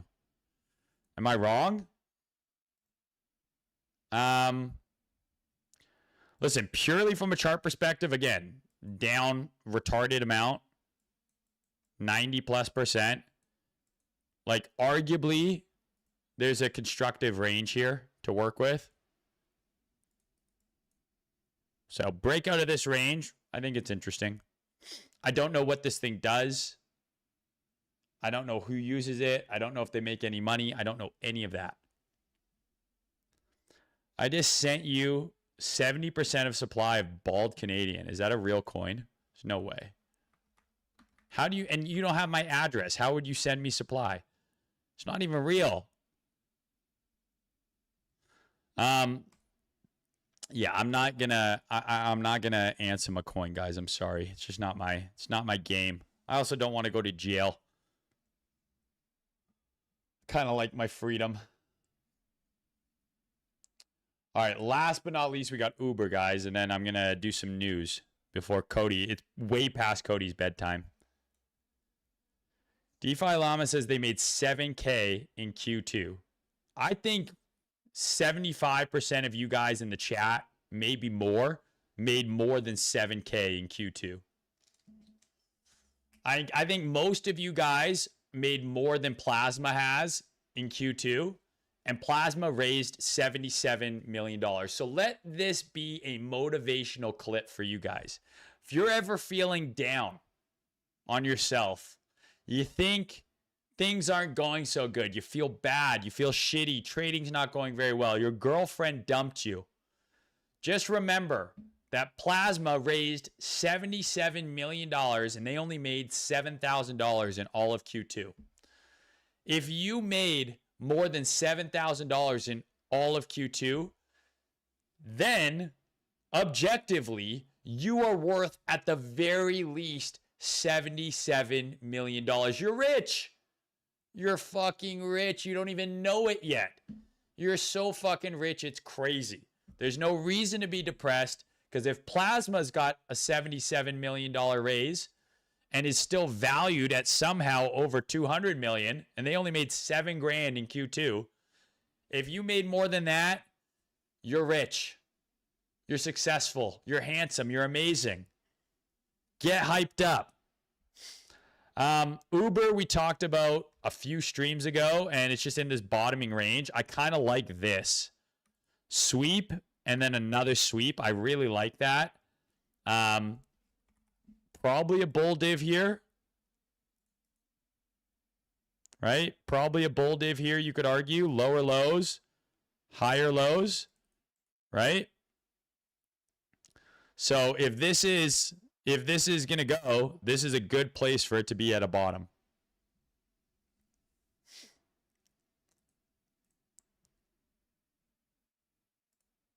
All right, guys. So we're going to get into some new stuff now.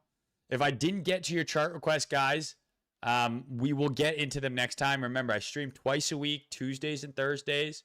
If you want to support me, watch the streams. Give me likes, give me retweets, give me comments. I need to tweet more.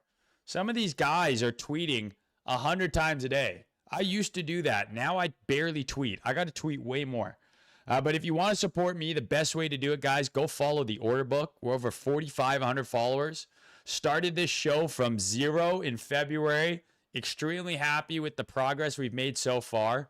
So shout out to Cody and the rest of the team for the hard work on putting this together. I just think that the work we're putting in now is going to pay off in droves once we get back into the bull market. So go give this a follow. Make sure you check out Breakout, obviously. I should have left that NASDAQ long on, even though it was just for a video. But you can trade NASDAQ now after hours. 24/7, 365, no forced closing, up to $1 million notional, only at Breakout. And we got more TradFi assets coming soon. Also, go give the follow to Order Book Show on Instagram. We post tons of clips here. They're a lot of fun. Some of the better, funnier clips that come out of the streams get posted here. So if you want to support your boy, it's another easy way that you can go do it. Go give me a follow over on Instagram. I'd love for this to get to a few thousand followers as well. And then obviously make sure you're watching the whiteboard series. We are 17 videos in. We had a new video go live yesterday. This one's all about risk management, stop loss placement. People are making fun of how short my shorts are. It's okay. I feel like I've got nice legs, can I say? But there's 17 videos here. If you're ever asking, what's an order block? Swing failure pattern. What are these ranges that Maine's always talking about? The Fibonacci stuff. It's all in here. It's all in here. Okay, so go give these a watch. Really happy with how this series is coming together so far. Now let's talk a little bit about what the fuck's going on in the world. We got some key events this week. So this got sent out Sunday night. Okay. Oh, you know what we didn't check was oil. Oil pulling back a little bit. Was there any re-escalation, de-escalation? Because basically they paused strikes. Oil ripped again. Are strikes going to come back on? What do we know, right? So here's when they pause strikes here. Oil pull back. But we got a lot going on. Consumer confidence data was today. The rate decision is tomorrow. So again, Citadel saying it's going to be a surprise rate hike. Maybe they're trying to obfuscate people wanting to see, no rate hike as being bullish, potentially. We have Microsoft and Meta earnings Wednesday. We have Apple and Amazon Thursday, okay? So this is 4 out of the Mag 7, if I'm not mistaken. And all of their earnings are this week. Okay, so the Mag 7 is Google, Amazon, Apple, Meta, Microsoft, Nvidia, and Tesla. So we've got Apple, Amazon, Microsoft, and Meta all doing earnings this week. Tomorrow, Microsoft and Meta, along with a rate decision. July PCE inflation data, Thursday. Apple, Amazon, Thursday. Consumer sentiment, Friday. Insert Barry Silbert big week meme right here. What's that, Vini? It's going to be a big week, guys. It's going to be a very big week. So if you're locked into the charts, we might get some vol this week. And volatility, at least on crypto, like Bitcoin, this is not a lot of vol, right? Like, there's not a lot of volatility. I want to see if we get some big fucking moves, you know? Like, give me a move above here or down here. Give me something spicy, you know? So, big week this week. Obviously, we've had a ton of value annihilated from the U.S. stock market over the past few weeks here. We've seen these huge drops kind of in these AI and semiconductor companies over the last month, right? We've seen the NASDAQ. It's the worst of the indices, almost 15% off the high, 11% off the high. A lot of these tech names, big sell-offs. The tech sell-off is now spreading into the U.S. market as well. So a lot of people getting eliminated, like this dude getting annihilated. And I think this guy's also been using options, so this can go to zero even faster. Yo, Main, did we get a 1 hour, did we get a daily SFP and H1 MSB on Bitcoin right now? Let's see. Daily SFP.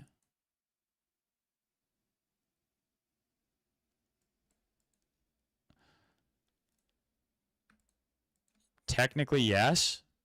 Not the strongest one, but technically, yes. H1 MSB. Also, yes. Like, you could argue this is a long basically right now. It's kind of already moved a little.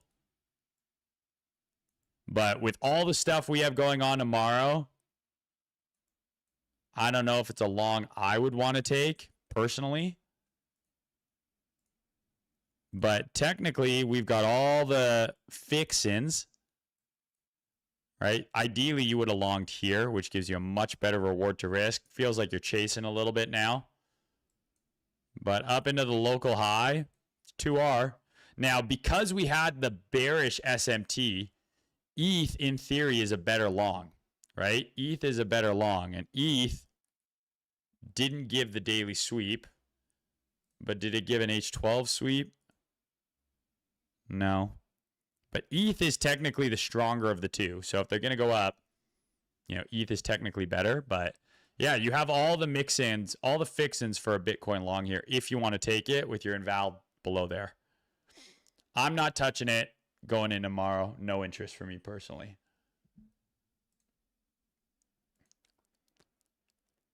So interest rate decision, like I said, is coming tomorrow. And the market still isn't fully convinced what the Fed will do. There's a 66% chance that the Fed holds rates, but a few are calling for a rate hike. Citadel says that the Fed could surprise the market with a rate hike this week. UBS said they wouldn't be surprised if the Fed hiked rates this week. This indicates that unlike previous interest rate decisions, markets will approach the FOMC meeting with too much uncertainty.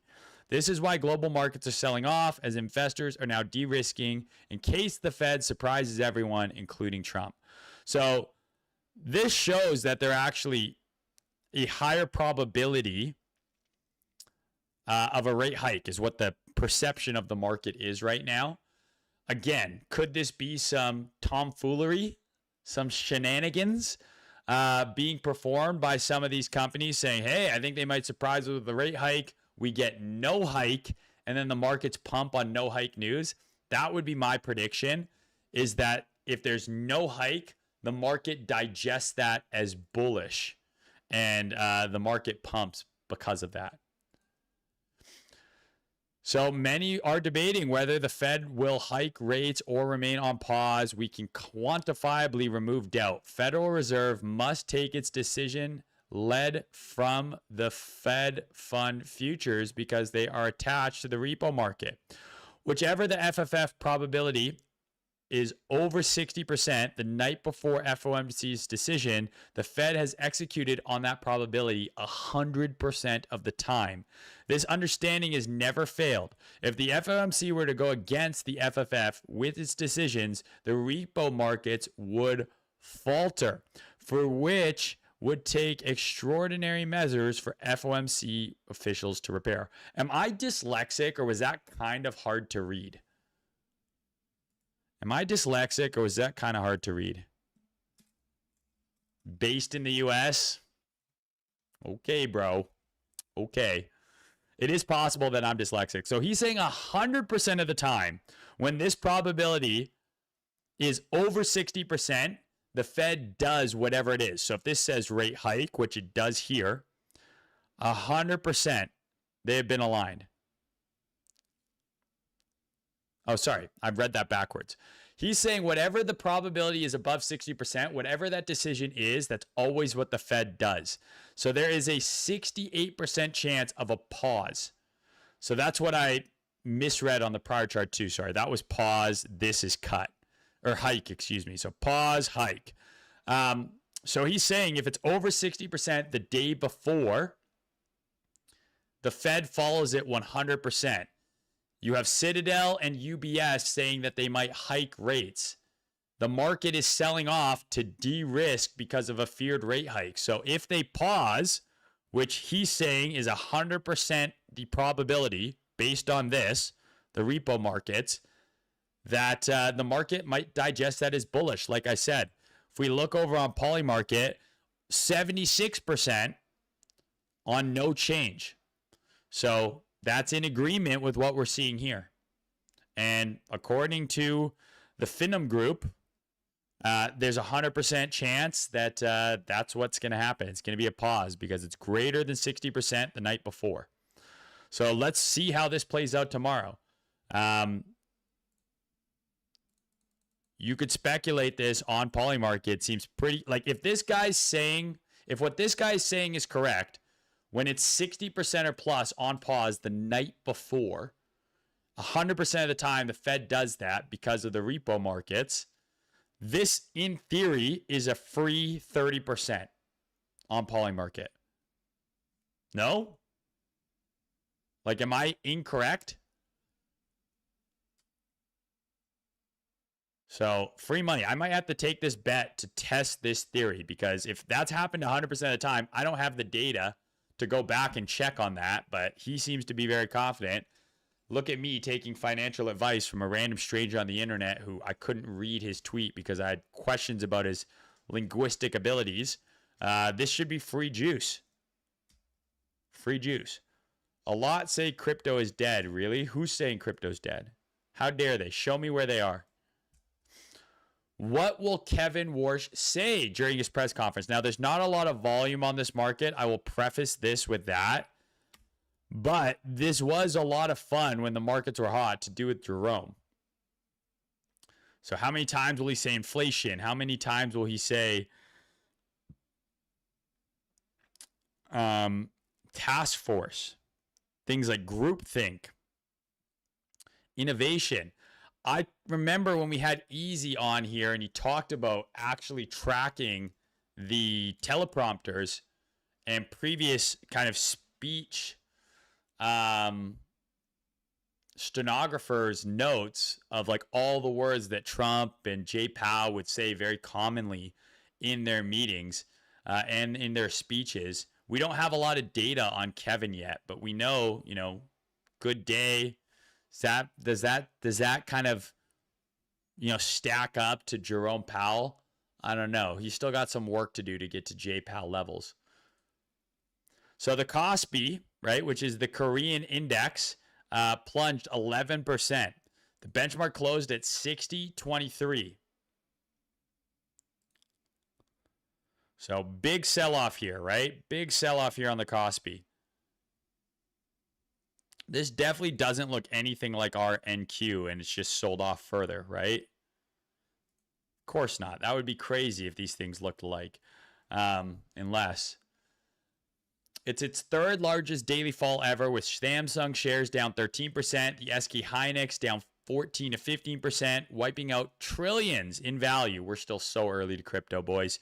Pressure included China's advances in lithography machines and surging CXMT shares, plus rising U.S. rate hike odds and weakening chip stocks like NVIDIA.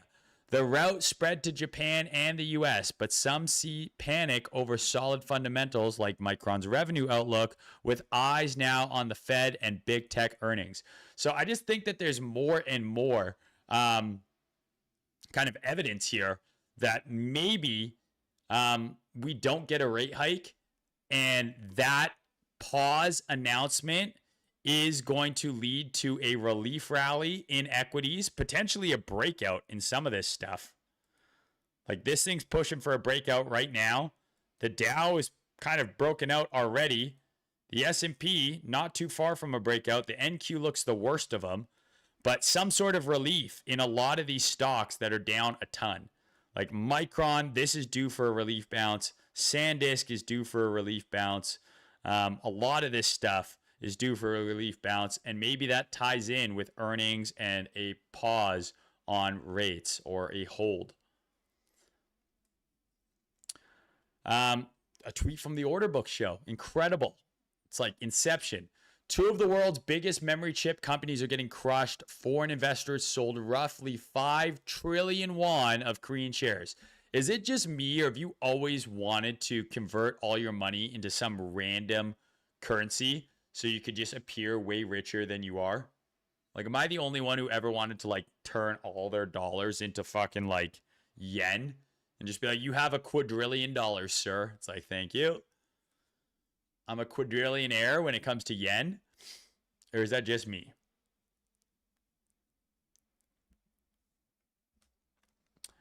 You to goat main, questioning time frame preferences. When the low time frame often contradicts the high time frame trend, how can one trust low time frame entries? I only take low time frame entries that are in line with the high time frame trend.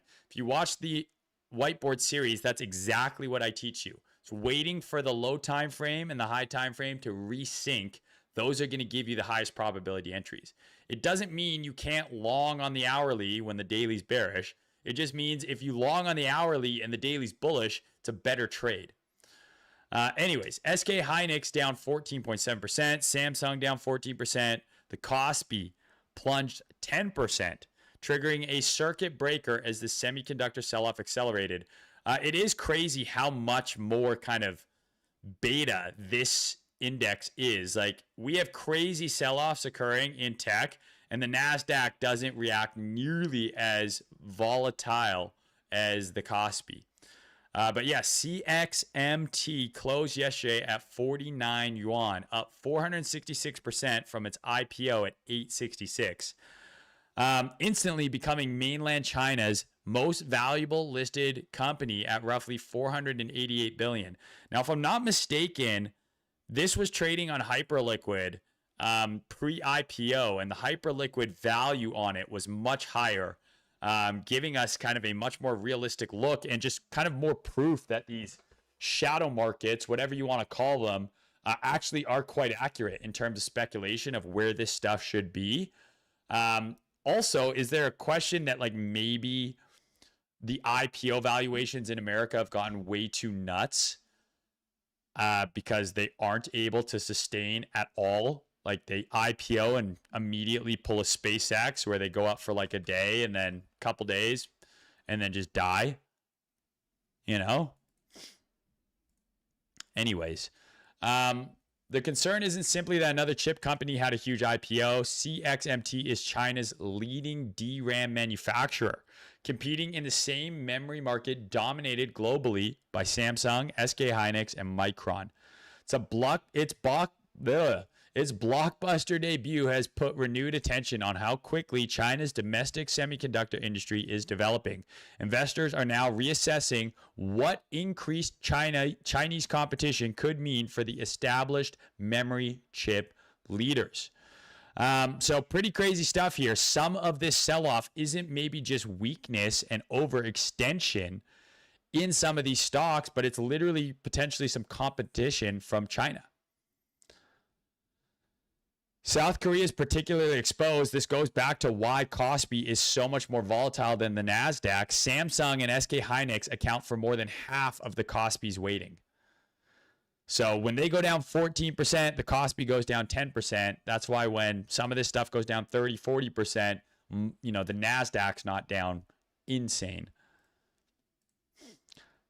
Semiconductor investors in June, semiconductor investors in July.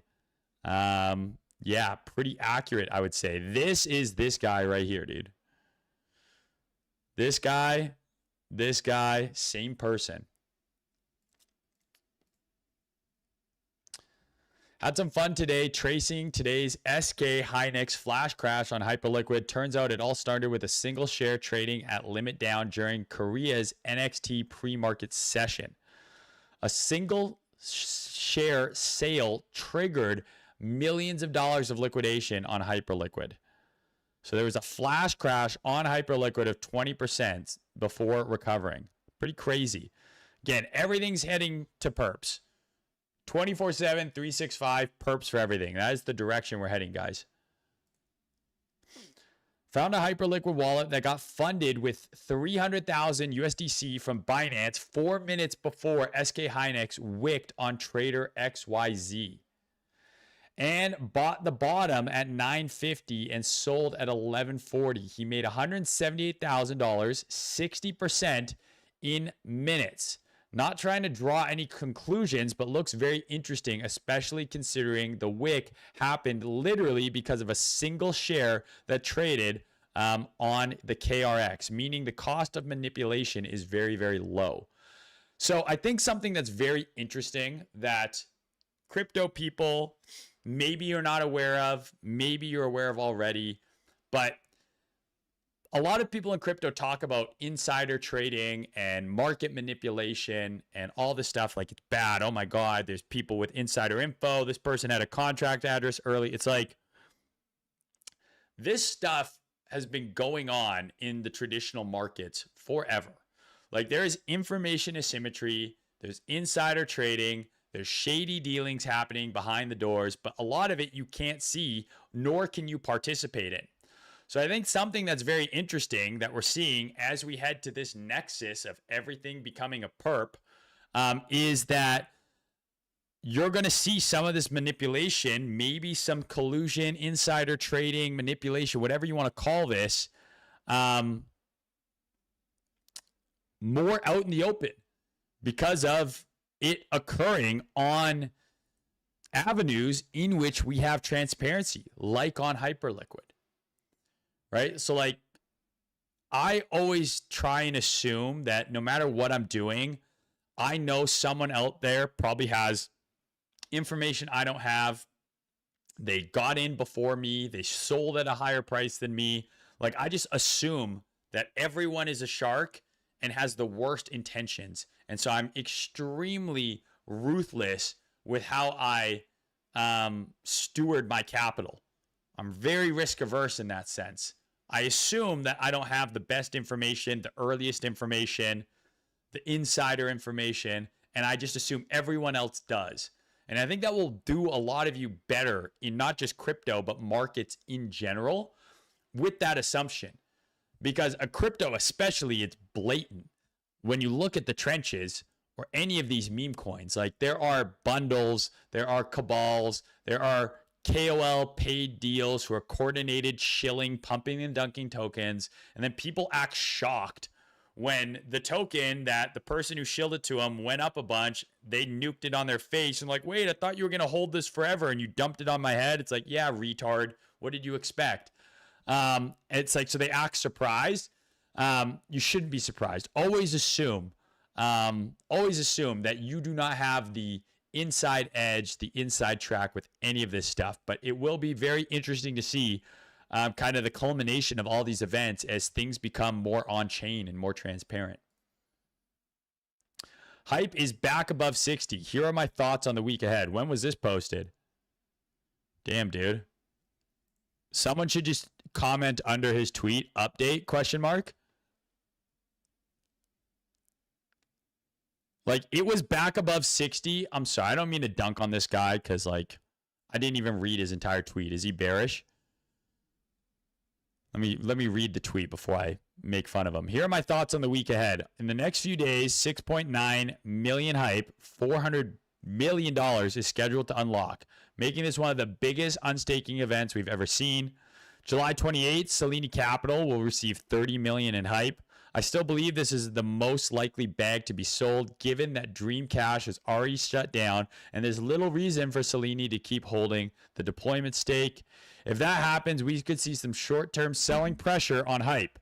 Later on July 28, Multicoin gets 120 million Hype unlocked. Multicoin has already stated that the unstake was done for security reasons and they don't intend to sell. If that's true, we should see the tokens staked again. A restake would likely be interpreted as a bullish signal for Hype. July 30th, Paradigm gets 171 million unlocked. They're one of the largest Hype holders, and just a few days ago, they staked an additional 400,000 Hype. Nobody knows what they'll do when the unlocked tokens, but I still don't believe they're preparing to sell. If Paradigm also restakes, that could become another strong catalyst for Hype. In that scenario, a move back towards the 63 or 65 range would look perfectly reasonable. Stay liquid. Okay, so I judged this guy way too early. He's actually saying we could see some short-term selling. Maybe Selene is selling. We don't know. That happened today, potentially. I do think it's funny that he said Hyperliquid is above 60, and it was above 60 for like 3 hours, and then it dropped immediately. So that's just an aside. It's kind of funny, but I do agree with this in general. If we see all of this Hype restaked, I think that that's overall bullish, and I'm very bullish on Hype. And this goes back to what I was saying earlier in the stream. If you have like 3 criteria that you rate a coin: the chart, fundamentals, and attention, Hyperliquid has all of it. This guy's not on the Hyperliquid team, but there's a million of these guys who made money on Hyperliquid because they created a wealth event through the airdrop. The product kicks ass. They make a bunch of money. The token's done well. There's no better way to get free marketing than that. Pumpfun could take some notes. Hype liquidation heat map is telling a story right now. Let's look at both sides. If Hype rallies 10%, 9.7 million in shorts get closed. If it drops 10% to 53.40, well, that kind of already happened. What was the low here? Didn't quite come into that exact level, but 23 million in longs get liquidated. Already the downside is carrying more than double the upside, but here's the part that actually stands out. If it drops 15%, a massive 60 million in longs get wiped. That's not a small cluster. That's the single heaviest pool on the entire map, and it's sitting right below us. So the real question, does Hype push up to clear the 9.7 million in shorts first, or does it get pulled down to the magnet below? So far, it seems like down is the way it's been going.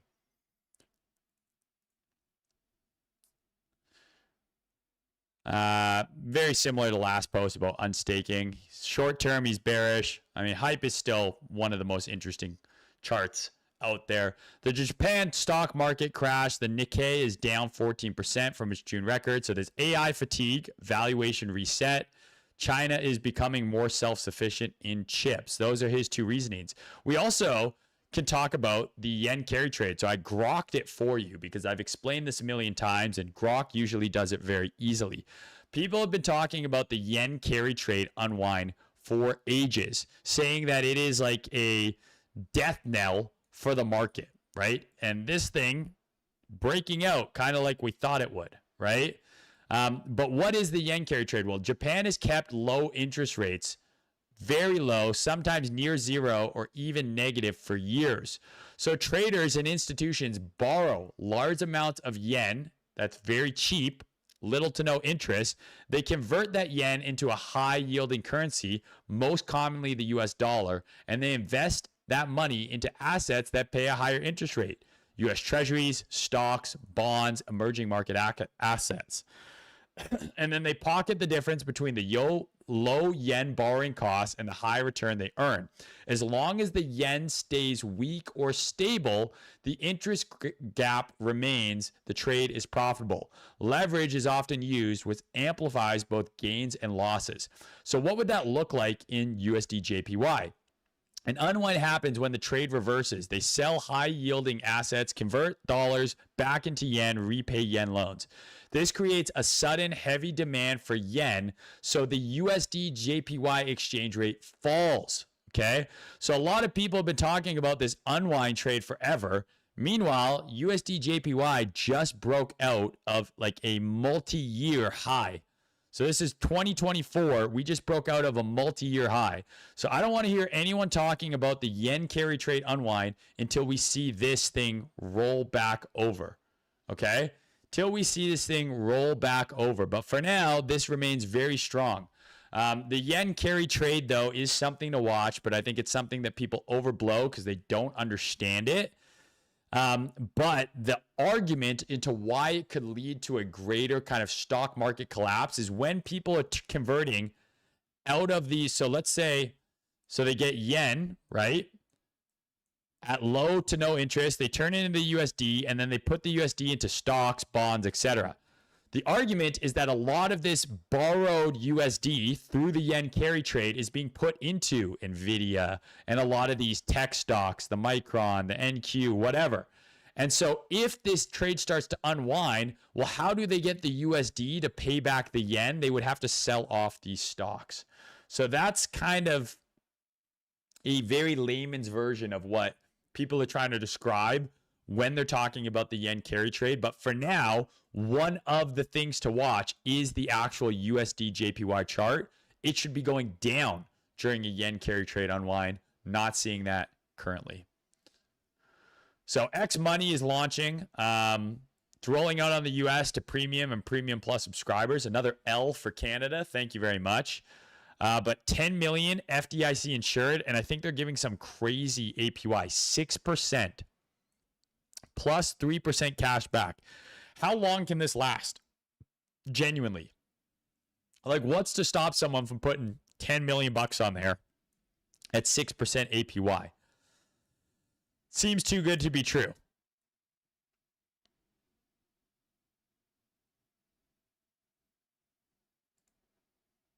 So the deposits are held at Cross River Bank and insured up to 250K, but then deposits are automatically enrolled in a cash sweep program, which provides up to 10 million of aggregated FDIC pass-through deposit insurance coverage across a participating FDIC insured network. So does that actually mean your 10 million is FDIC insured? And they make it very clear here that X Payments is not FDIC insured. So FDIC insured means basically like your money is safe. It's guaranteed. They're going to insure it. If the bank fucks you, your money's insured up to a certain limit. So when you make a lot of money, oftentimes, especially if you're in a place like the US, for example, where there's a ton of banks, little banks, mid-market banks, you can spread your money out against various banks that might offer you different products, services, optionality, but they might have limits in which they are FDI insuring the money up to. So you don't want to have 10 million at a bank where they're only going to insure the first 5 million, right? Here in Canada, we don't really have choice. You have the red bank, the blue bank, the green bank. That's pretty much it. Which one would you like? They're all the exact same. That's really Canada in a nutshell. It's like, do you want phone carrier A, B, and C? They're all the same. It's government monopolies. It's insane. Anyways, this Kimchi post is blowing up. So Clayton Kim, known as Kimchi, posted a luxury glimpse after a rumored $40 million gain from Trump meme coin launch on Solana. So I don't actually know. Like, Kimchi follows me. Maybe I'll fucking chat him because I don't actually know. I think there's a meme going around that he made 40 million on Trump as part of his F&F group. I don't know if that's actually the case. Now, if you follow him on Instagram, he's on private jets. He's got luxury watches. This watch is $500,000. Rainbow Daytona. It's a $500,000 watch. He's seemingly constantly on vacation, flying private, etc. If he actually made that much money, incredible, good for you. Cashing it out is the most important thing. You don't make 40 million on Trump unless you cash it out. And if you're living like he's living, he's definitely cashed it out.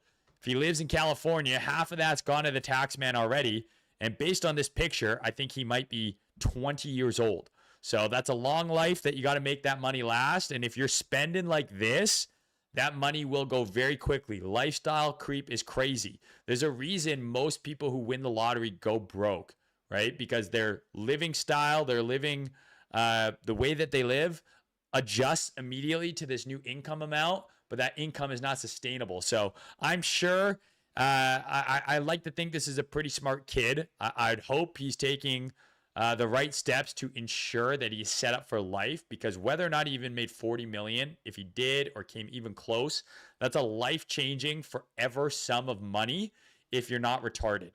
And the only way to really fuck it up is to go back into the casino or to live like this, but have no plan for how long this money has to last you and no way to continue making money after that, putting money in T-bills, putting money into revenue-generating assets, things like that. But good for him. I think it's hilarious that this post went so viral because people are just like, oh my God, like this is how much money I'm going to make on meme coins. When in reality, like even if what he did is accurate, this is like 1 in a million, probably 1 in even less. And, you know, I guess like I always say, you got to buy lottery tickets to be able to win. But this is the 1% of the 1% outcome, and it gets glamorized and people assume that this is going to be them. We talked about this guy a bunch already. So I'm going to wrap it here, guys, at a paltry 2 hours and 15 minutes. Remember, Polymarket sponsored this stream. If you want to help your boy keep the lights on, you don't want Polymarket to fire him, click the Polymarket link in the description of this video, please and thank you. Combo Cup, 50K in daily bonuses going on for another 3 days. So get those combo bets in. We got baseball going on. We'll have UFC this weekend, so you could make a bet before then.